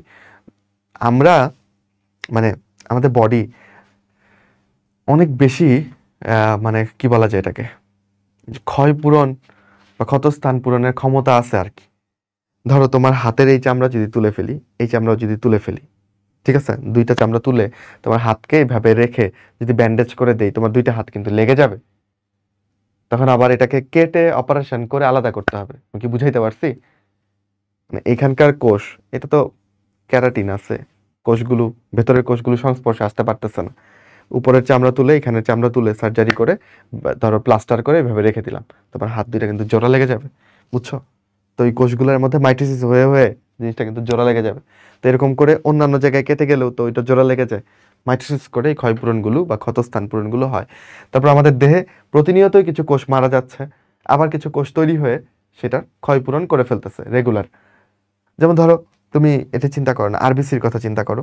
আরবিসি কোষগুলো রেগুলার মানে 120 দিন পর পর কোষগুলো ধ্বংস হয়ে যাচ্ছে, আবার বোন মেরোতে কিন্তু প্রতিনিয়ত এটা তৈরি হচ্ছে। তো রেগুলার মাইটোসিস হয়ে আরবিসির সংখ্যা আমাদের দেহে নর্মাল রাখতেছে। যদি আরবিসি তৈরি না হয় মাইটোসিস হয়ে হয়ে, তাহলে কিন্তু তোমার আরবিসির সংখ্যা খুব দ্রুতই ফল করবে, কারণ প্রতিনিয়ত এটা ধ্বংস হচ্ছে আর প্রতিনিয়তই এই ক্ষয়টা পূরণ করে যাচ্ছে মাইটোসিস কোষ বিভাজন। ওকে, আচ্ছা, গুণগত বৈশিষ্ট্যের স্থিতিশীলতা রক্ষা করতেছে, প্রত্যেকটা কোষের বৈশিষ্ট্য কি একই রকমের থাকছে। আচ্ছা, যদি অনিয়ন্ত্রিত মাইটোসিস হয় সেখান থেকে কি তৈরি হতে পারে? ক্যান্সার তৈরি হতে পারে। তো ভাইয়া এই 10টা গুরুত্ব আলোচনা করলো, এগুলো একটু মেমোরাইজ করতে হবে হয়তো বা 1-2বার তুমি খাতায় নোট করতে পারো, তাহলে দেখবা যে মাথায় থেকে যাচ্ছে। 10টার মধ্যে 10টা না থাকলেও 8টা, তোমার 8টা পয়েন্ট তুমি পরীক্ষায় লিখে আসতে পারবে, আর 4-এ 4 পাওয়ার জন্য 8টা পয়েন্ট যথেষ্ট, তাই না? টিউমার নিয়ে একটু কথা বলি। টিউমার আসলে কিভাবে তৈরি হয়? অনিয়ন্ত্রিত মাইটোসিসের ফলে তৈরি হয়। এবং টিউমার আসলে দুইটা টাইপ আছে, তোমার বইতে নাই, তাও ভাইয়া একটু লিখছে। একটাকে আমরা মেডিকেলের ভাষায় বলি বিনাইন, আর একটাকে বলি ম্যালিগনেন্ট। তো বিনাইনটা হচ্ছে একদমই মারাত্মক না, অনেকের হাতে দেখবে একটা ছোট্ট টিউমার হয়ে আছে, যেটা বড়ও হচ্ছে না, ছোট হচ্ছে না, ব্যথাও করছে না, অনেক বছর ধরে আছে, কোনো সমস্যাই করছে না, এরকম টিউমারকে তুমি বলছো বিনাইন টিউমার। অপরদিকে ম্যালিগনেন্ট টিউমার, এটা খুব মারাত্মক, এটার সাইজ বড় হতে থাকে ধীরে ধীরে, বুঝছো? ধরো এটা একটা ম্যালিগনেন্ট টিউমার, এখানে যে মাইটোসিস হচ্ছে এটা অনিয়ন্ত্রিত। নর্মালি আমাদের যে কোষ বিভাজন হয় এটা প্রোগ্রামড, এটা ফিক্স করা, এটা কোষগুলো নিয়ন্ত্রণের মধ্যে থাকে। এই জন্যই তো আমাদের দেহের আকৃতিগুলো এত প্রিসাইজ হয়, এই হাতটা এই হাতের থেকে বড় না, সব ইকুয়াল হচ্ছে, কারণ কি এটা প্রোগ্রামড, এটা নিয়ন্ত্রিত কোষ বিভাজন। কিন্তু যদি এই নিয়ন্ত্রণ নষ্ট হয়ে যায় তখন এলোপাথারিভাবে কোষ বিভাজন হইতে পারে, পারে না? পারে, বুঝছো? তো এই যে কোষগুলো ভাই আঁকতেছে, এগুলাই হচ্ছে ক্যান্সার কোষ, প্রতিনিয়ত বিভাজন হয়ে হয়ে এই কোষগুলোর আশেপাশে, এটা ধরো একটা কৈশিক জালিকা, ওকে? তাহলে কোষগুলো কি করতে পারে? বিভাজন হয়ে হয়ে এই কৈশিক জালিকার মধ্যেও কিন্তু ঢুকে পড়তে পারে, বুঝতেছো ব্যাপারটা? যখন বিভাজন হবে, এবং এইদিকে এই যে আরবিসি যাচ্ছে, রক্তের প্রবাহ, এবং এই রক্তের প্রবাহে কিন্তু এই কোষগুলো এখান থেকে ডিটাচড হয়ে অন্য জায়গায় চলে যেতে পারে। তোমরা শুনছো না যে ক্যান্সার ছড়িয়ে পড়ে রক্তের মাধ্যমে? ক্যান্সার কোষ রক্তের মাধ্যমে কিভাবে ছড়ায়? এই যে এইভাবেই ছড়ায়, কোষের আশেপাশে কৈশিক জালিকার মধ্যে ওই ক্যান্সারের ফলে সৃষ্টি হওয়া কোষগুলো ঢুকে পড়ে। তখন রক্তের ধাক্কায় কোষটা এখান থেকে আলাদা হয়ে রক্তের মাধ্যমে তো সে অন্য জায়গায় গিয়ে বসতে পারে, সেখানে গিয়ে সে আরেকটা টিউমার বানানো শুরু করে দেয়। মনে করো রক্ত দিয়ে একটা জায়গায় এসে এইখানে সে আবার টিউমার বানানো শুরু করে। এইভাবে ক্যান্সার কিন্তু এক জায়গা থেকে আরেক জায়গায় ছড়ায় পড়ে, বুঝছো? ক্যান্সার এরকম ছড়ায় পড়ার ব্যাপারটাকে আমরা বলি হচ্ছে মেটাস্টেসিস।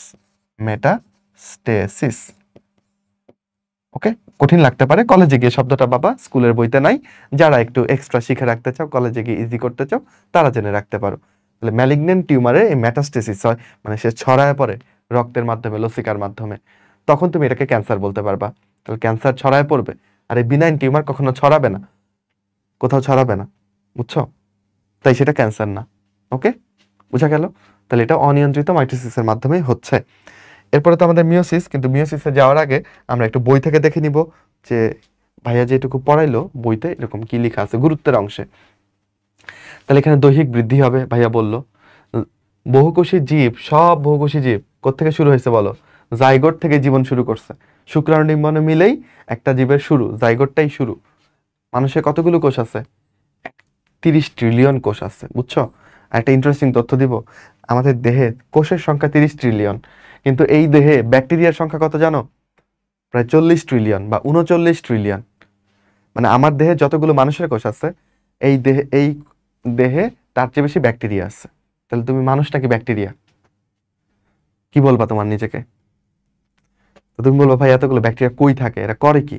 এগুলো থাকে তোমার ত্বকে, তোমার অন্ত্রে, ঠিক আছে, মুখে, নাকে, সব জায়গায় মানে ব্যাকটেরিয়া আছে। তো এই ব্যাকটেরিয়াগুলো কি আমাদের ক্ষতিকর ব্যাকটেরিয়া? না, বরং এরা তোমার উপকার করে। কিভাবে? মানে ধরো আজকে তোমার শহরে ধরো কোনো মানুষ নাই, কোনো ভালো মানুষ নাই, বা কোনো মানুষই নাই, তখন এখানে জায়গা নিতে পারে কি? কিছু খারাপ মানুষ সেখানে জায়গা করতে পারে না। তো এই ব্যাকটেরিয়াগুলো এখানে থাকায় সুবিধা কি? এই খারাপ ব্যাকটেরিয়া এসে আমার ত্বকের উপর বাসা বাঁধতে পারতেছে না, কারণ অলরেডি এটা কিছু ভালো ব্যাকটেরিয়া দিয়ে মানে দখল হয়ে আছে, অকুপাইড হয়ে আছে। তো এইভাবে খারাপ ব্যাকটেরিয়ার হাত থেকে ওরা তোমাকে বাঁচায়।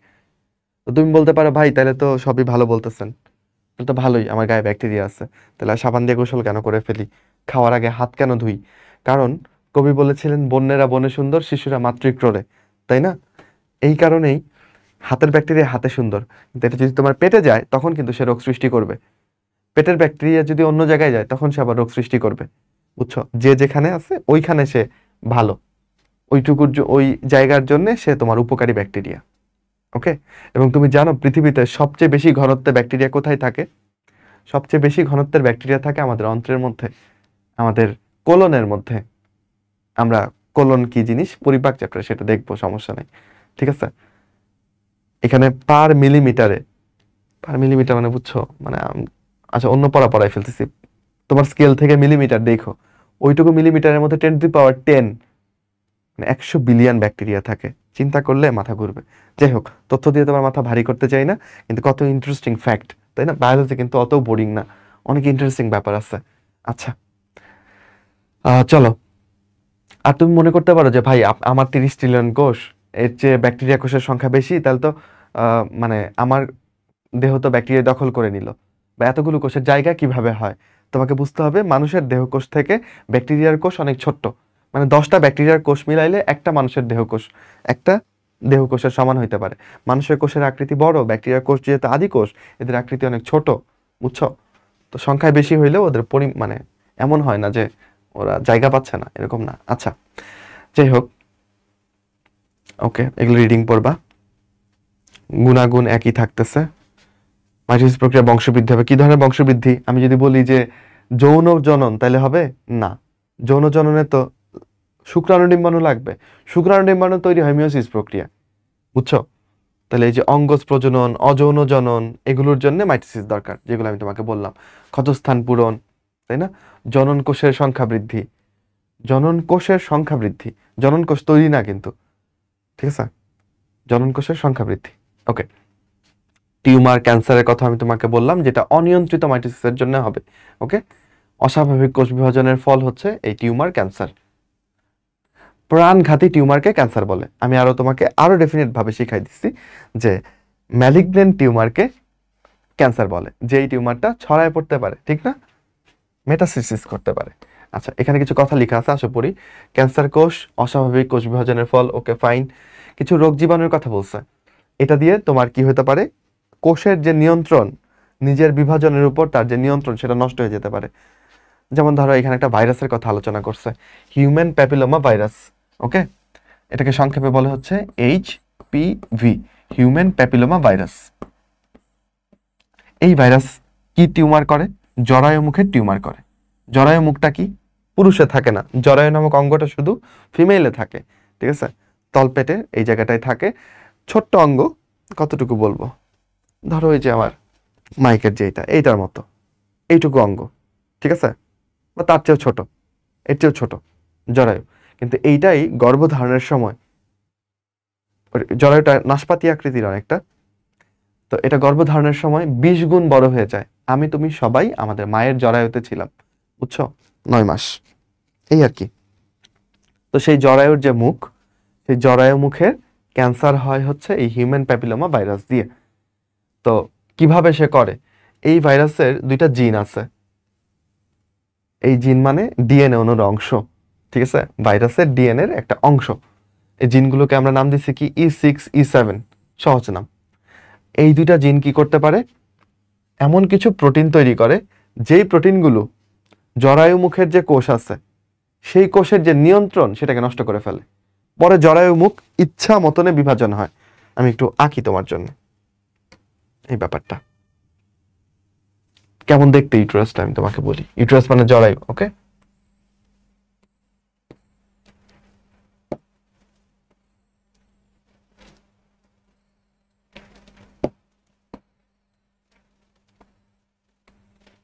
জরায়ুটা অনেকটা এরকম, এটা হচ্ছে ডিম্ব নালী,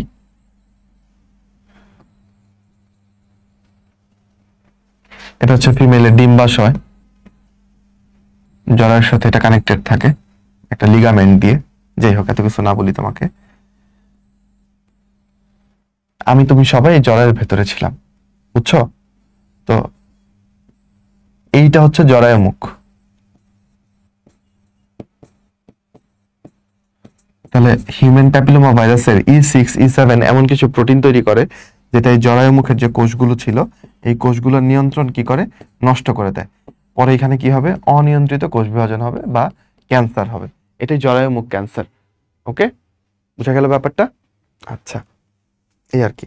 কখনো কখনো কিছু এরকম জিন আছে যারা মানুষের কোষের মধ্যে ঢুকে যায়, এই জিনগুলো, এবং মানুষের কোষের সাথেই তারা বিভাজিত মানে সংখ্যা বৃদ্ধি করতে থাকে এবং সেল ডিভিশন যে কন্ট্রোল সেটা টোটালি নষ্ট করে দেয়। সেল ডিভিশনটা যে কন্ট্রোল করে সেই জিনটা বা সেই প্রোটিনটার নাম হচ্ছে P53। তাহলে এই P53 নামক একটা জিন আছে মানুষের দেহে, এটা সবকিছু কন্ট্রোল করতেছে।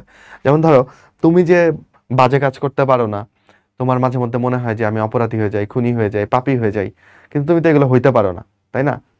তোমার তো কিছু লিমিটেশন আছে, তোমার বাপ মা তোমাকে কন্ট্রোলের মধ্যে রাখছেন, তাই তো? তোমাকে যে যা তা তোমাকে করার সুযোগ দিচ্ছেন না। কিন্তু ধরো আজকে যদি তোমার বাবা মা না থাকতো ছোটবেলা থেকে, তাহলে তুমি কিন্তু অনিয়ন্ত্রিত হয়ে যেতে পারতা। তাহলে P53 এই জিনটা হচ্ছে একটা কোষের, ধরো বাপ মা যে কন্ট্রোল করে, যে ইচ্ছা মতো কোষটাকে বিভাজিত হতে দেয় না, কিন্তু যদি এই P53 নষ্ট হয়ে যায়, এর কন্ট্রোলটা যদি নষ্ট হয়ে যায়, তখন একটা কোষ অনিয়ন্ত্রিতভাবে বিভাজিত হয়ে ক্যান্সার সৃষ্টি করে ফেলতে পারে। এই আর কি। ওকে, পারলাম? আচ্ছা, কোথায় কোথায় ক্যান্সার হইতে পারে? দেহের প্রায় সকল অঙ্গেই ক্যান্সার হইতে পারে। আচ্ছা, আমরা এখন মিওসিসে যাব। চলো দেখি মিওসিস কোষ বিভাজনটা কেমন হয়। দেখো, মিওসিস 1 যেটা রিডাকশনাল কোষ বিভাজন, আর ইকুয়েশনাল হচ্ছে মিওসিস 2। ভাইয়া 2টা ভাগে ভাগ করছেন এবং আগেই ভাইয়া তোমাকে বলছেন যে মিওসিস 2 আসলে কি মাইটোসিসের অনুরূপ। তো মাইটোসিসকে ইকুয়েশনাল বললে মিওসিস 2কেও তুমি ইকুয়েশনাল বা সমীকরণিক বলবা, তাই না? আচ্ছা, খেয়াল করো, এটা একটা কোষ, এটা কি হ্যাপ্লয়েড না ডিপ্লয়েড বলো দেখি? যেহেতু জোড়ায় জোড়ায় আছে তাহলে অবশ্যই এটা একটা কি ডিপ্লয়েড কোষ।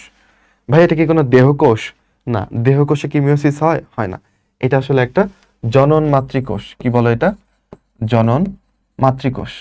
ভাই এই জিনিস আবার কি জনন মাতৃকোষ? আবার কি? যেই কোষটা থেকে শুক্রাণু ডিম্বাণু তৈরি হবে সেটা হচ্ছে জনন মাতৃকোষ, বুঝছো? এটা হচ্ছে মাতৃকোষ, এটা হচ্ছে অপত্য কোষ এমনিতেই, তাই না? এটা মাদার সেল, এগুলো হচ্ছে ডটার সেল।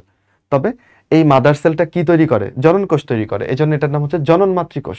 এই জনন মাতৃকোষেই মিওসিস হবে, দেহ মাতৃকোষে মিওসিস হবে না। ওকে, মাইটোসিস হবে। আচ্ছা, তাহলে মিওসিস 1-এ দেখো কি হচ্ছে, এখানে কি বিভাজিত হইলো আমাকে বলো? এখানে নিউক্লিয়াসটা বিভাজিত হয়েছে। নিউক্লিয়াস আগে একটা ছিল, নিউক্লিয়াস এখানে একটা, এখানে একটা, 2টা হয়ে গেছে। তাহলে এখানে কিসের বিভাজন ঘটলো? মিওসিস ওয়ানে কিসের বিভাজন ঘটলো বলো? নিউক্লিয়াসের বিভাজন। নিউক্লিয়াস বিভাজন হইল। তাহলে প্রথম অংশে শুধুমাত্র নিউক্লিয়াসের বিভাজন। তোমার বইতে কিন্তু এই লাইনগুলো লেখা আছে, বাট এগুলা মুখস্থ করতে হয়, বুঝার সুযোগ নাই। আমি তোমাকে বুঝাই দেওয়ার চেষ্টা করছি, আশা করি তুমি বুঝতে পারছো।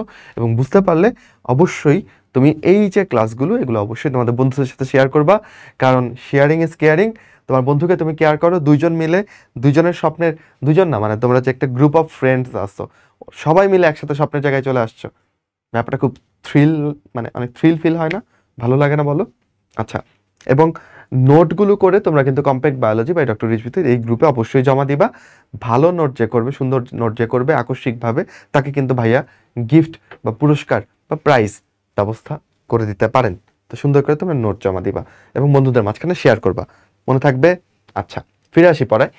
তাহলে নিউক্লিয়াস এখানে ছিল একটা, নিউক্লিয়াস কিন্তু এখানে দুইটা হয়ে গেছে। তাহলে এখানে কিসের বিভাজন হয়েছে? নিউক্লিয়াসের বিভাজন হয়েছে। খেয়াল করো তো, ক্রোমোজোম কি বিভাজিত হয়েছে?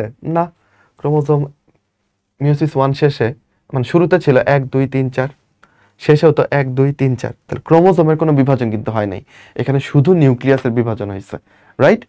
আচ্ছা, মিওসিস টু, এটা যেহেতু একটা মাইটোসিস কোষ বিভাজন, তো মাইটোসিসে নিউক্লিয়াস কয়বার? নিউক্লিয়াস একবার বিভাজিত হয়, তাহলে এখানে নিউক্লিয়াসটাও ভাগ হয়েছে। দেখো এই যে এখানে একটা নিউক্লিয়াস, এটা ভাগ হয়ে কি দুইটা হয়েছে, তাই তো? আর ক্রোমোজোমটাও একবার বিভাজিত হয়। দেখো এখানে দুইটা ক্রোমোজোম, এটা বিভাজিত হয়ে কি এখানে দুইটা হয়েছে, এখানে দুইটা হয়েছে, চারটা হয়ে গেছে। তাহলে এখানে নিউক্লিয়াসের বিভাজনও হয়েছে, ক্রোমোজোমের বিভাজনও হয়েছে, একবার একবার করে। তাহলে আমরা শিখলাম যে মিওসিসের প্রথম ধাপে শুধুমাত্র নিউক্লিয়াসের বিভাজন হয়, বাট দ্বিতীয় ধাপে নিউক্লিয়াসের বিভাজন হয়, ক্রোমোজোমের বিভাজন হয়। তাহলে পুরো মিওসিসে নিউক্লিয়াস কয়বার বিভাজিত হলো? দুইবার। ক্রোমোজোম কয়বার বিভাজিত হলো? একবার। মনে থাকবে?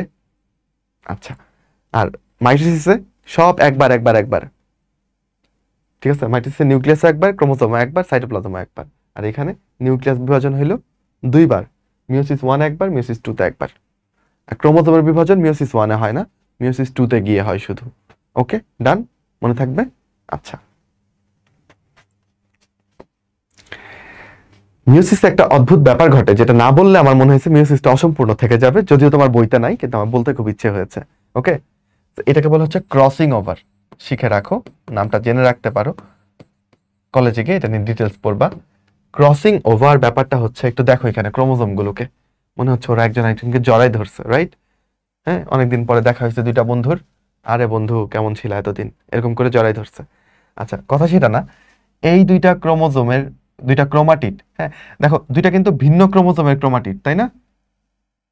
দেখো এইটা একটা ক্রোমোজোমের ক্রোমাটিড, এটা আরেকটা ক্রোমোজোমের ক্রোমাটিড, ভিন্ন দুইটা ক্রোমোজোমের দুইটা ক্রোমাটিড, যাদেরকে আমরা নন সিস্টার ক্রোমাটিড বলছি। যদি একই ক্রোমোজোমের দুইটা ক্রোমাটিড হতো তাহলে সিস্টার ক্রোমাটিড বলতাম। ক্রসিং ওভারটা যে হয়েছে এটা আসলে নন সিস্টার ক্রোমাটিডের মধ্যে হয়েছে, তাই না?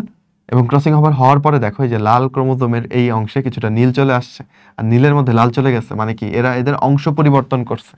খেলোয়াড়রা দেখবা খেলা শেষে জার্সি পরিবর্তন করে, একজন একজন আরেকজনের জার্সি দিয়ে দেয়, এক্সচেঞ্জ করে, দেখছো কখনো ফুটবল খেলায়? তো ওই রকম এই ওরা কোলাকুলি করার পরে এর একটা অংশ ওর কাছে চলে আসছে, এর একটা অংশ ওর কাছে চলে গেছে, এই ব্যাপারটাকেই ক্রসিং ওভার বলে। এইটা হইলে কি হয়? এটা হইলে হচ্ছে এখানে বৈচিত্র্য তৈরি হইলো, মিক্স আপ হইলো, বুঝছো? এই ক্রোমোজোম আর এইগুলো ক্রোমোজোমের মধ্যে ডিফারেন্স তৈরি হইলো, বৈচিত্র্য তৈরি হইলো। তো মিওসিসের ফলে বৈচিত্র্য কিভাবে তৈরি হয়? এই ক্রসিং ওভারের ফলে তৈরি হয়।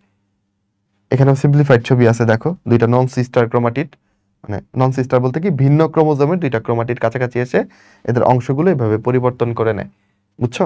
এটা মাইটোসিসে কিন্তু হয় না, এটা শুধু মিওসিসে হয়, মিওসিস ওয়ানে হয়, শুরুতেই হয়ে যায়। ওকে, আসলে তাহলে মিওসিসের গুরুত্ব দেখি। জননকোষ সৃষ্টি, জননকোষ বলতে কাদের বুঝাচ্ছি? শুক্রাণু ডিম্বাণু এগুলো তৈরি করছে, তাই তো? আচ্ছা, মিওসিস ছাড়া শুক্রাণু ডিম্বাণু তৈরি করা সম্ভব না।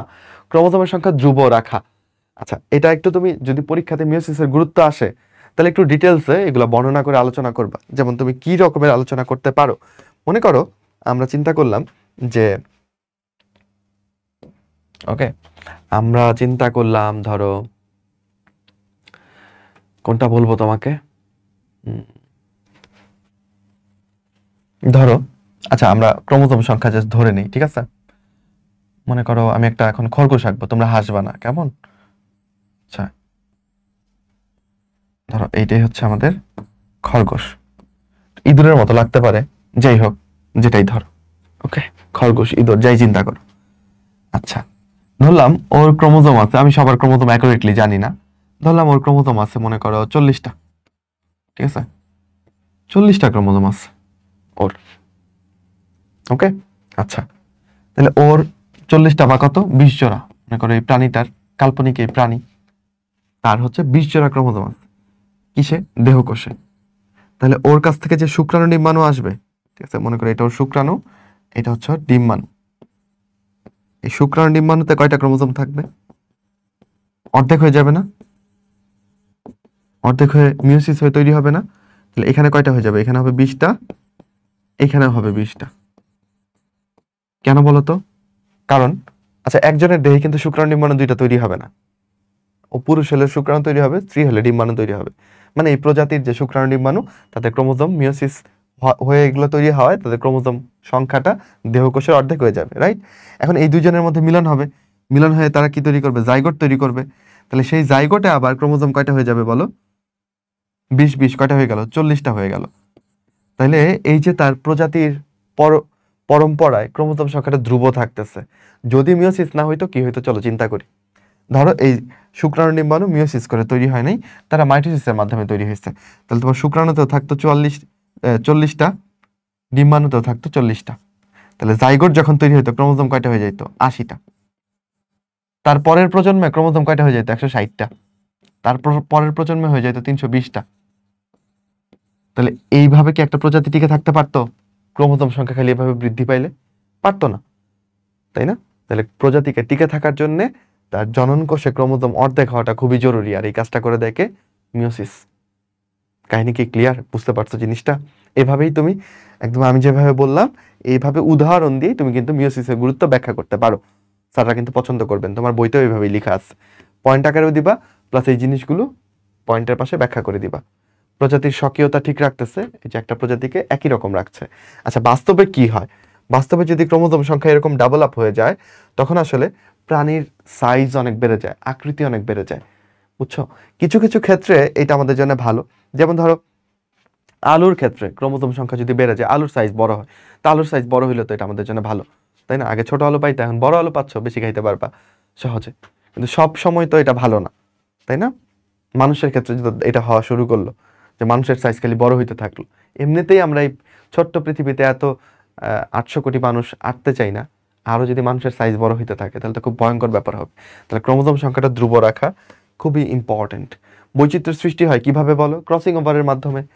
এবং তোমরা যখন জেনেটিক্স চ্যাপ্টারটা পড়বা, জিন তত্ত্ব বা ওই যে মেন্ডেলের আলোচনাগুলো আছে না, তোমাদের বইতে আছে কিনা আমি জানি না, অল্প করে আছে আমি যতটুকু জানি, কলেজে উঠলে পড়বা। তো এই মেন্ডেলের যে সূত্রগুলো সেগুলা প্রমাণের জন্য মিওসিস ছাড়া কোনো ওয়ে নাই, মানে মিওসিস হয় বলেই মেন্ডেলের সূত্রগুলো আসলে ব্যাখ্যা করা যায়। এগুলো হচ্ছে মিওসিসের গুরুত্ব। ওকে, পারা যাবে? চলো বই থেকে মিওসিসের গুরুত্বটা চট করে দেখে নেই। ওকে, তাহলে প্রথমবারে মিওসিস, প্রথমবার মানে কি বলো, মিওসিস ওয়ানে শুধু কি হয়েছে, ক্রোমোজোম সংখ্যাগুলো অর্ধেক হয়ে গেছে, তাহলে এখানে শুধু নিউক্লিয়াসটা বিভাজিত হয়েছে, ক্রোমোজোম বিভাজিত হয় নাই। দ্বিতীয়বারে আবার দুইটা কোষে বিভাজিত হয়, দ্বিতীয়বারে দুইটাই বিভাজিত হয়, নিউক্লিয়াস ও ক্রোমোজোম, আমি যেটা তোমাকে দেখাইলাম।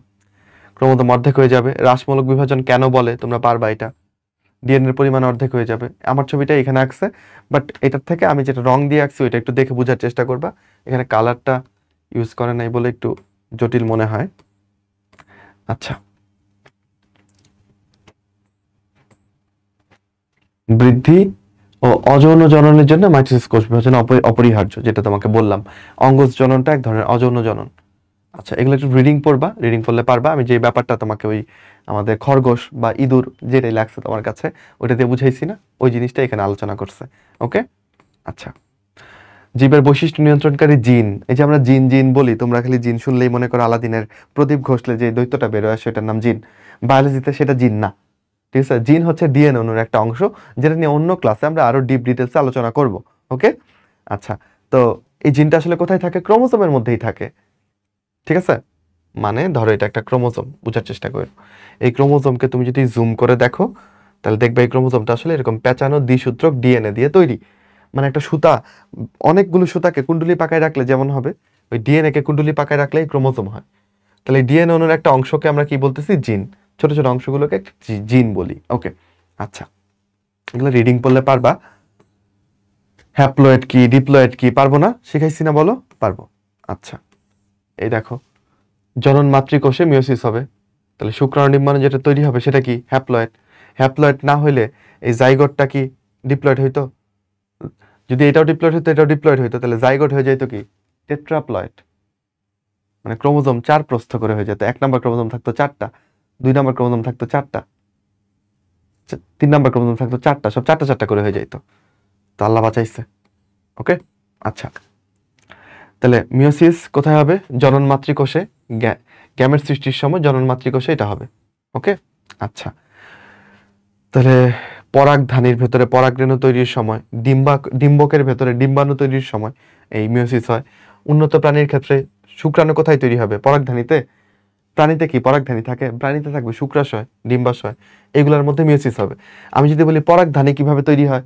মাইটোসিসের মাধ্যমে। ডিম্বক কিভাবে তৈরি হয়? মাইটোসিসের মাধ্যমে। সেই ডিম্বকের ভেতরে ডিম্বাণু কিভাবে তৈরি হয়? মিওসিসের মাধ্যমে। শুক্রাশয়, ডিম্বাশয় কিভাবে তৈরি হয়? মাইটোসিসের মাধ্যমে। জননাঙ্গ মাইটোসিসের মাধ্যমে তৈরি হয়। দেহকোষ ওরাও, কিন্তু ওইগুলোর মধ্যে জননাঙ্গের মধ্যে যে জনন কোষ, শুক্রাণু ডিম্বাণু তৈরি হচ্ছে, সেটা মিওসিসের মাধ্যমে। ওকে, আচ্ছা, এইখানে একটা ইম্পর্টেন্ট ব্যাপার দেখো, কিছু অনুন্নত প্রাণী আছে, ছত্রাক, শৈবাল, মস জাতীয় কিছু প্রাণী, যারা আসলে নর্মালি হচ্ছে হ্যাপ্লয়েড। বুঝছো? তাহলে তার নর্মাল অবস্থা কি? হ্যাপ্লয়েড।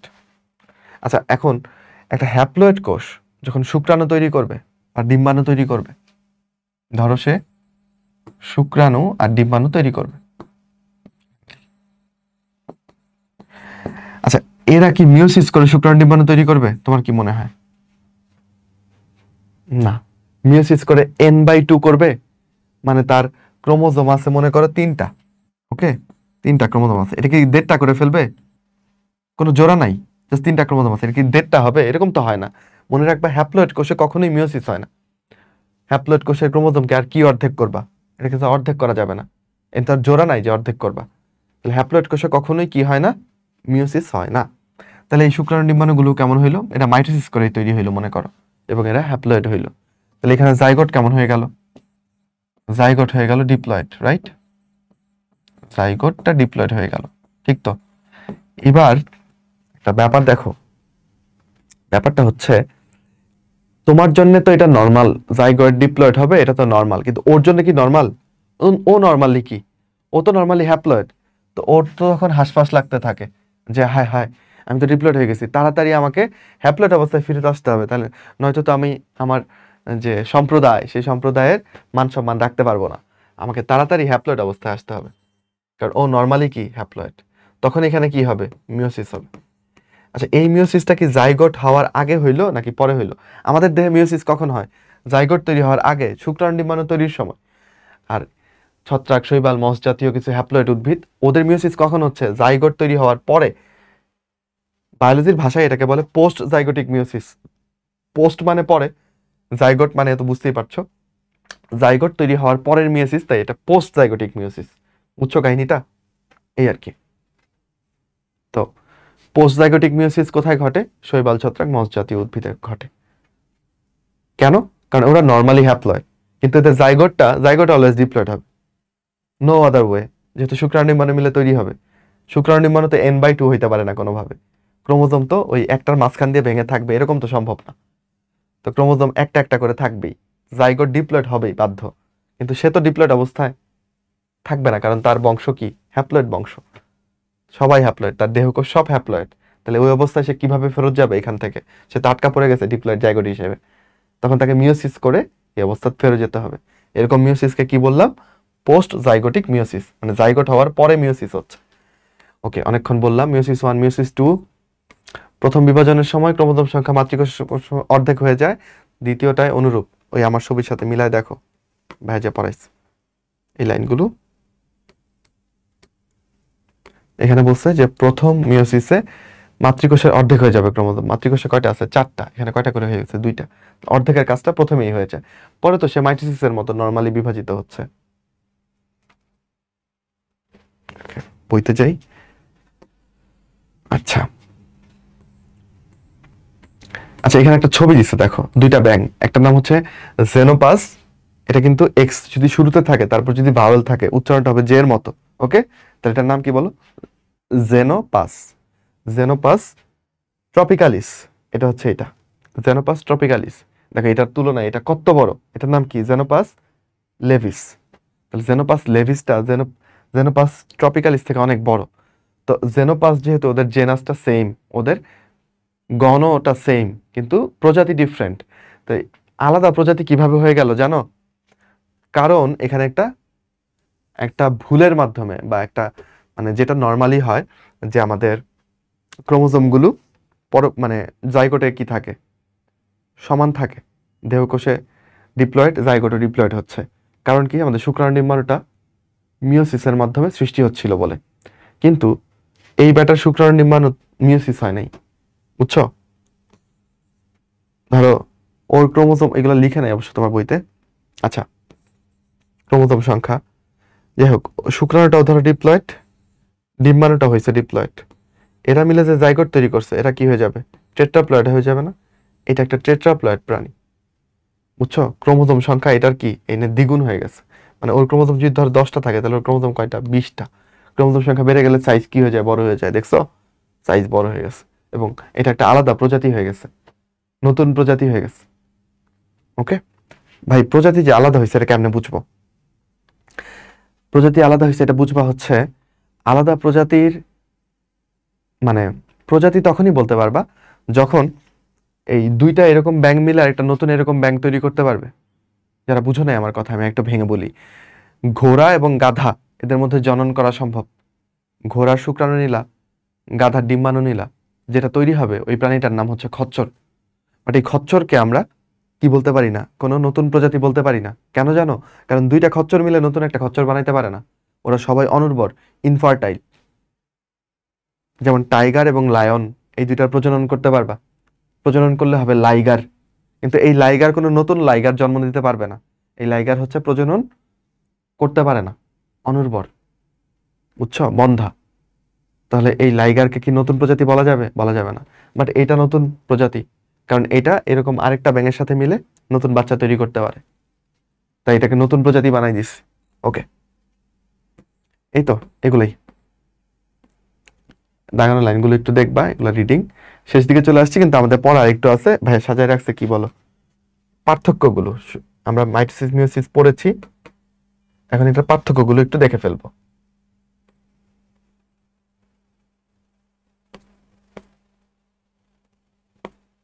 চলো দেখি, তাহলে মাইটোসিস কোথায় হবে বলো?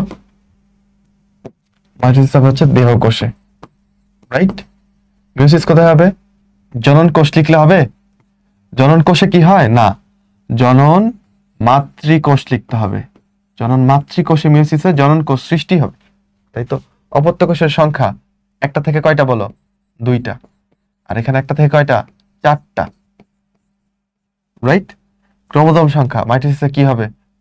মাতৃকোষের সমান, আর এখানে কি হবে? অর্ধেক, তাই না? পরীক্ষাতে যদি আসে পার্থক্য, তাহলে এরকম সুন্দর করে লিখবা। নিউক্লিয়াস এবং ক্রোমোজোমের বিভাজন মাইটোসিসে কয়বার করে? একবার, তাই না? আর মিওসিসে বলো, নিউক্লিয়াসের বিভাজন কয়বার? নিউক্লিয়াসের বিভাজন হয় 2বার, আর ক্রোমোজোমের বিভাজন একবার, ঠিক? ওকে, হ্যাপ্লয়েড কোষে কি হয়? একটা প্রশ্নবোধক চিন্তা। মাইটোসিস হয়, মাইটোসিসে একটা হ্যাপ্লয়েড কোষ মনে করো, এখান থেকে 2টা হ্যাপ্লয়েড কোষ হবে, কোনো সমস্যা নেই। কিন্তু মিওসিস হওয়া সম্ভব না, কারণ হ্যাপ্লয়েড ক্রোমোজোমকে আরো অর্ধেক করা পসিবল না। তাহলে এখানে কখনোই কি হয় না, হয় না। আচ্ছা, ক্রসিং ওভার কোথায় হয়? মাইটোসিসে হয় না, মিওসিসে হয় ক্রসিং ওভার। ইন্টারফেস, মাইটোসিসের ইন্টারফেসটা অনেক দীর্ঘ, আমি তোমাকে দেখাইলাম। 90 থেকে 95 হচ্ছে মাইটোসিসের ইন্টারফেস পর্যায়, আর 5 থেকে 10% মাইটোটিক পর্যায়।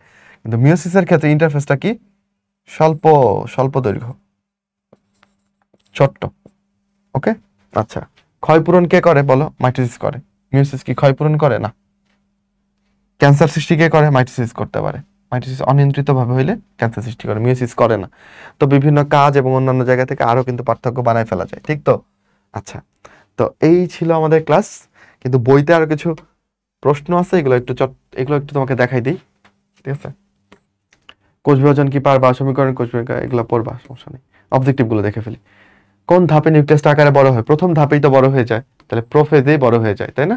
আচ্ছা, মিয়োসিসের কারণে কোষে কি ঘটে? ক্রোমোজোমের সংখ্যার পরিবর্তন ঘটে, একদম ঠিক। হ্যাপ্লয়েড সংখ্যক গ্যামেট তৈরি হয়। কথাটা একটু কেমন যেন হয়েছে, বাট কি মিন করতে চাইছে আমরা বুঝতে পারছি, যে গ্যামেটগুলো হ্যাপ্লয়েড হয়ে যায়, তাহলে এটাও অ্যাপারেন্টলি সঠিক। গুণাগুণের স্থিতিশীলতা বজায় থাকে। গুণাগুণ গুণাগুণগুলো কি স্থিতিশীল থাকে মিয়োসিসে? I don't think so. গুণাগুণগুলো বরঞ্চ মানে একটা কোষ মিয়োসিস করে যে কোষগুলো তৈরি করবে, এগুলো কিন্তু সবগুলোতে একই গুণাগুণ নাই, কারণ এগুলো ক্রসিং ওভারের মধ্যে দিয়ে সৃষ্টি হয়েছে। একটার অংশ ভেঙে আরেকটার অংশে চলে গেছে।